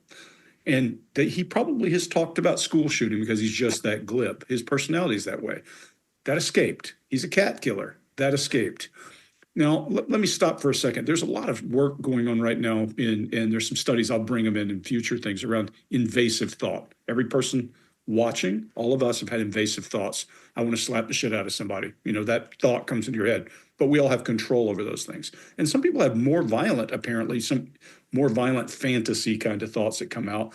But those, they say, are not unhealthy. There's all kinds of stuff that goes on in our brains and our psyches dredge up lots of reasons for those things. So just because you have an invasive thought, like I want to stab that person with this pencil, you don't do it, doesn't mean that you're a psychopath. So I want to get that out of the way. But these people who have these regular occurring, I want to shoot up a school, I want to kill a cat, I want to do this, I'm going to make a murder kit, I'm going to get myself a bucket and put a bunch of stuff in there and go hurt people with. Those are not passing things. If your kid is making a murder kit, call the police. Call the police. That's not a second chance kind of opportunity. Killed the cat, did that kind of stuff. This is a horrible, horrible story. Scott, what do you got? This is another cluster of examples that show us the level of psychopathy this guy's at. The glibness in this is, again, just mind-blowing for what he's talking about and how glib he's being. It's not like he's talking about it, although it sounds like he's talking about just things you do at school, go to the football game, something like that. He's under the impression people think like he thinks. He thinks the world is like him. He thinks he's normal, or he's under the impression he's normal. So I'm going to say, I think I'm going to go over too much before we get to the end, but he talks about not liking people. And I think that's because people didn't like him, because he was probably odd at school. The things he found interesting, other people didn't find interesting. They probably found him uncomfortable and weird. So they were standoffish to him, or probably mean to him, probably bullied him, because he's odd and he's weird. So that's probably why and it's probably been happening since he was a little kid. Because when he was young, I'm sure he acted odd as well. Because as he was growing up, I'm sure he was thinking about some of the things he's talking about today.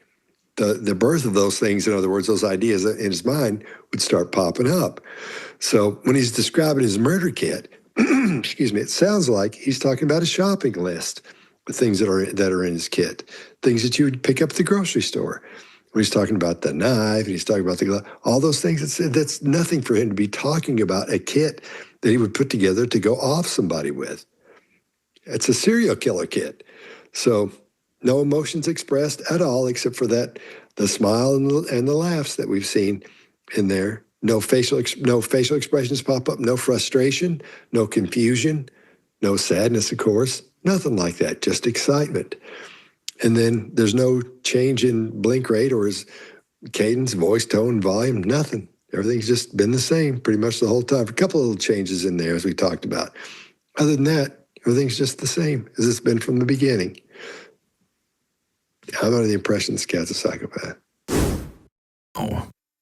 So what in your life has changed, or what in your mind has changed to make you Was it like something all of a sudden one day you woke up and thought, I'll kill someone, or was it a gradual?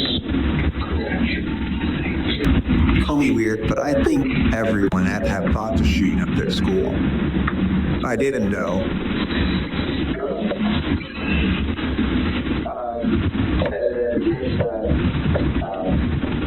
I suppose I just don't really like people.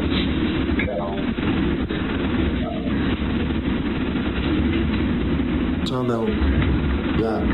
So thoughts of shooting up to school to today, what has happened? Well, last year my parents found a kit I had been assembling. It had hammers, shovels, knives,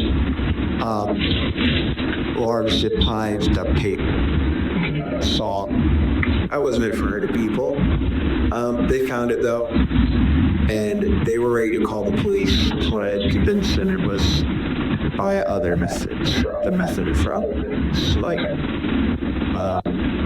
And it was an ultimatum where if I didn't throw it away, all that, they would call the police, and then I would have been arrested on charges of conspiracy.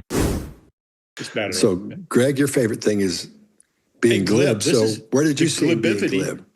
The glibivity, as Jay said, throughout this thing. Where didn't I see it? Everything from shooting up a school to the Ed Kemper trading cards. This guy is the most glib guy we've ever seen. That's all. It's a very high degree of glibosity. One thing we need to take into account is this is for an antisocial personality disorder. So the glibness has to be antisocial. So to your point earlier, Greg, if you're being glib in a place where it's the style to be glib, yes, agreed. That's okay. You're doing it in a place where it's antisocial if you're glib. And but the superficial charm comes along with that too. That's what makes so it's basically the same thing, but that's how high that level is. Where are you in a social situation? Even if everybody's being that way, you know what I mean? Of course, they blend right in. Right. So there are some places where I'd need to have a surface charm because I'm not actually related to anybody. I'm not part of the society, but I know you've got to perform in a certain way to get a certain result.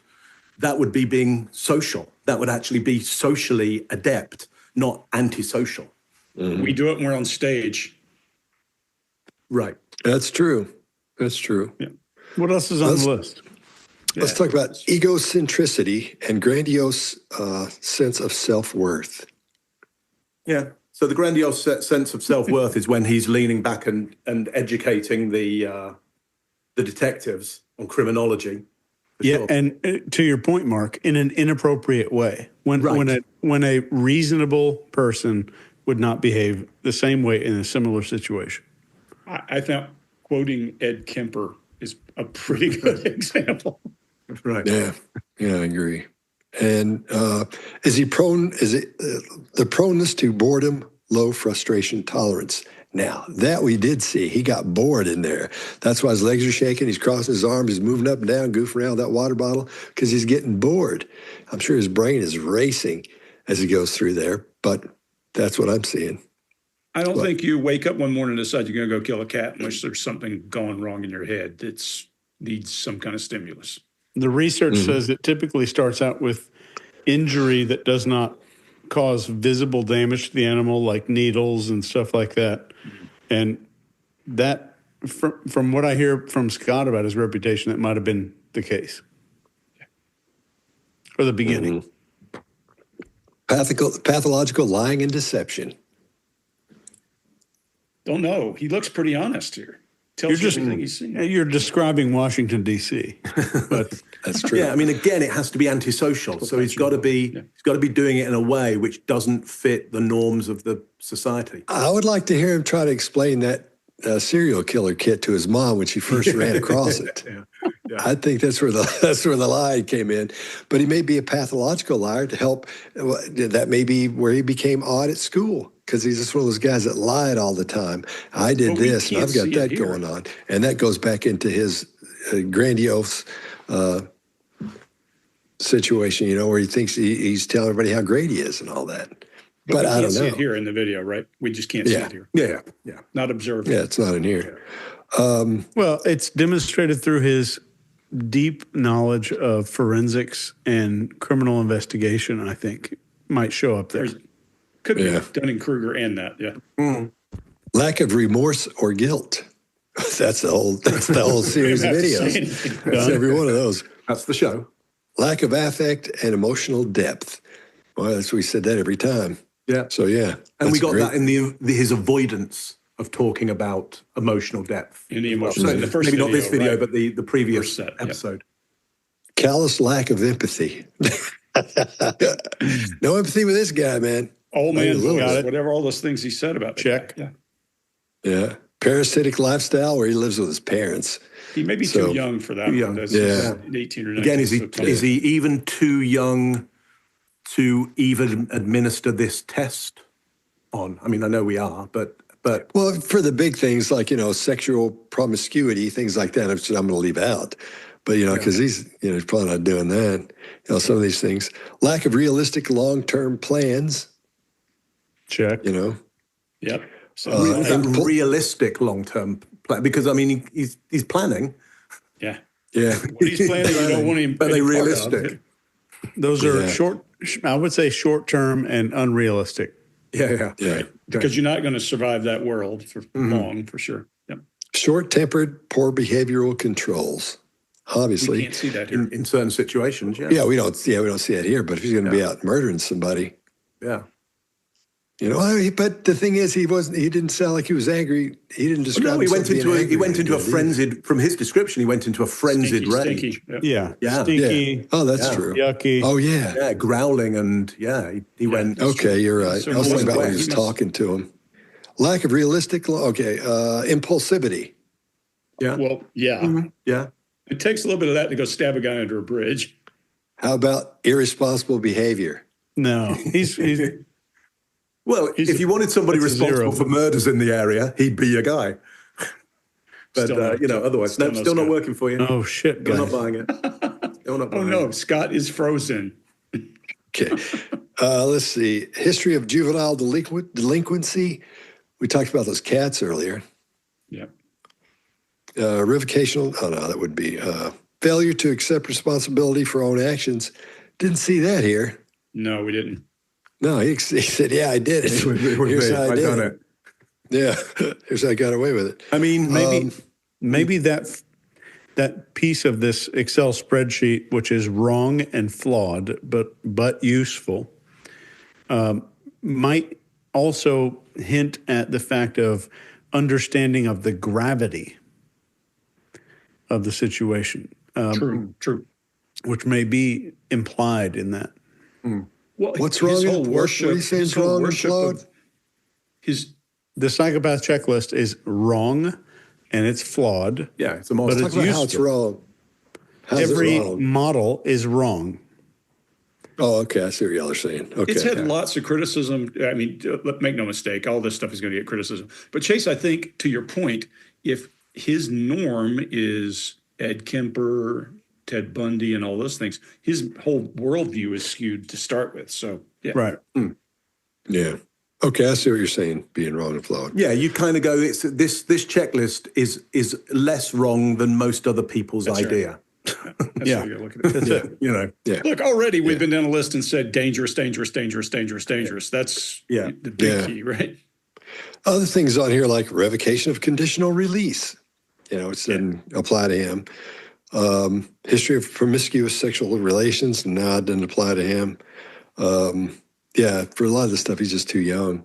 You know, not that youngsters can't be psychopaths. You know, obviously he was. He just didn't do anything when he was a kid or do much. Well, we that also we're need aware to of. say this. We say it all the time. You can be born with anything. It's what you do with it. There are lots of people who are psychopaths who don't go out and murder someone. There are lots of people who murder someone who are not psychopaths, to your point earlier, Mark. So somewhere in the middle of all this, we got to remind people it's not what you get, it's what you do with it. And this especially with children, especially kids. You know, a kid can be absolutely antisocial. So, at times you're going, that's almost criminally antisocial. And you give them a bit of a pass because you can't get them into prison. But they grow out of it because it's developmental. But in the case of a psychopath, they will not grow out of it. They're more likely to grow into it. Yeah. This checklist completely prohibits the diagnosis of children if you go off this scoring system. Right. Yeah. Just about. Yeah. Yeah, because these things they couldn't even do. They're not ready for. There was like in the DSM-3 for some of the depression and anxiety and even schizotypal disorders, it had to affect other people at your work. Yeah. Which means that every person who hasn't held a job yet cannot be diagnosed. So like this is just one of those things. They're all flawed, they're all wrong, but they're useful and helpful in some circumstances. Oh, yeah. Again, it's why it's an antisocial personality disorder because you have to be, it has to be in relationship to society. Like on your own, if you don't depend on anybody else and they don't depend on you, do what the hell you like. Yeah. You're never going to affect anybody. You're only affecting yourself. Who cares what you do? I'm never going to meet you. Nobody's ever going to meet you. Yeah. And keep in mind, a diagnosis is never meant to help you understand anything. It's made to help you define something.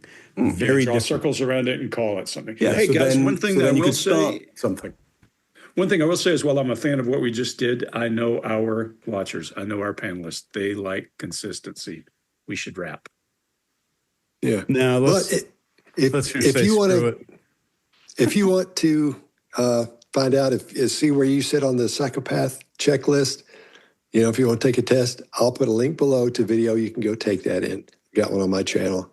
And once you find out what your score is, put it below. You don't have to say, well, and tell us a big story. Just say, 26 or 4 or 6 or 12, whatever you got. Just put it in the comments below once you take that test. And I'll put a link in the PDF you'll get. All right, Mark. Well, we've seen all the videos and talked about them individually. What do you think you saw? Okay, so what I did, instead of going exclusively under that psychopathic model, I used a popular model at the moment, though very new, of the dark tetrad. You've probably heard of that and come across it, where you have psychopathy defined in a very slim way, with Machiavellian defined in a slim way, narcissistic defined in a fairly slim way, and sadistic in a relatively slim way. And I guess the point of that would be is if all those things come together at a high level, the propensity for violent, antisocial, so violent crime is more likely to happen, because I think what we're looking at here is clearly a violent criminal, not necessarily a psychopath. Of course, if you're going to use that idea of psychopathy, it's going to fit that model, but then it doesn't fit the model of most psychopaths, because most psychopaths will not commit the violent crime. They find other outlets for the, their mediation of that risk factor. We call it the dark triad, not the dark. Would you call it a tetrad? Tetrad, yes. Well, see, there was the triad, and then people went, but hang on, what about sadistic? And so they went, and tetra, 4. And so another one was added. And somebody will come up with a 5, and by the end of it, it will be a hare's checklist. So all models are wrong, just some are more helpful. So if it's helpful to you, there's that. If it's not helpful to you, leave it alone. Never think of it again. Chase. Mark, your face is wrong. So let's go into this. There used to be actually a fire triangle, and they turned it into a fire tetrahedron. Did you guys know this? No. It used to be heat, fuel, and oxygen. And now it's heat, fuel, oxygen, plus uninhibited free radical chain of expansion. I want to add one to that. Okay. Yeah. Well, fair. Love. Love. Pray love. Okay, we'll add that. Well, I'll add that, Scott. I'll Love email sleep. the tetrahedron. sleep. Now, I just want to give you one sentence for this entire video. One sentence. People's deepest needs are often tied to their biggest struggles. And that is something you can absolutely use every day of your life. Just listening between those lines, those deepest needs. Greg? I think we see a really misguided person. If you are reading a book and hearing from Ted Bundy or someone else that killing is the greatest thrill, usually you go, I don't want to know about that. I'll just move right on. Instead of going, hey, and what did Ed Kemper say? And hey, what did this guy say? We study these people not as role models. We study these people as examples of what can go wrong. This kid didn't. This kid went wrong. This kid is wrong. Scott, what do you got? I think this was a great example of being able to see a psychopath in captivity for what little time I think he was in there. What do you think? 5-7 hours probably with these people. So you could see a great example of, in my opinion, he's a psychopath. He may not be, but I have to say that. So I think that was great because we got to see dang near everything on the checklist. You know, being glib, how his anger's out of control, things like that. So I think if you're interested in psychopathy, watch this thing and watch it closely, because I'm under the impression that's what we're seeing. That's why I want to keep this short, so I don't go through a big list of stuff. But I think that's what we're looking at is a psychopath there. I'd put all my chips on it. So, Scott, do you watch The Office? I used to, yeah. So whenever I kind of couch myself and say somebody might not be a psychopath, you look at the camera like Jim Halpert looks at the camera, and you're like this. Oh. Every time. It's like those finger people on Instagram and TikTok where they go. Oh, yeah. See those Where they're people? like reacting to a video for no reason, and they're The just finger people. yeah. Never seen Yeah, it. just, Man, I hate that. and they don't say anything. They just, I that gets on my last nerve. Yeah. Oof. We should do more of that in our show. Just more when somebody else is talking like, Yeah, just point. Let's do more of that. yeah, that's good stuff. They just keep pointing the whole time. They thinks there's nothing good, fellas. We'll see you next time.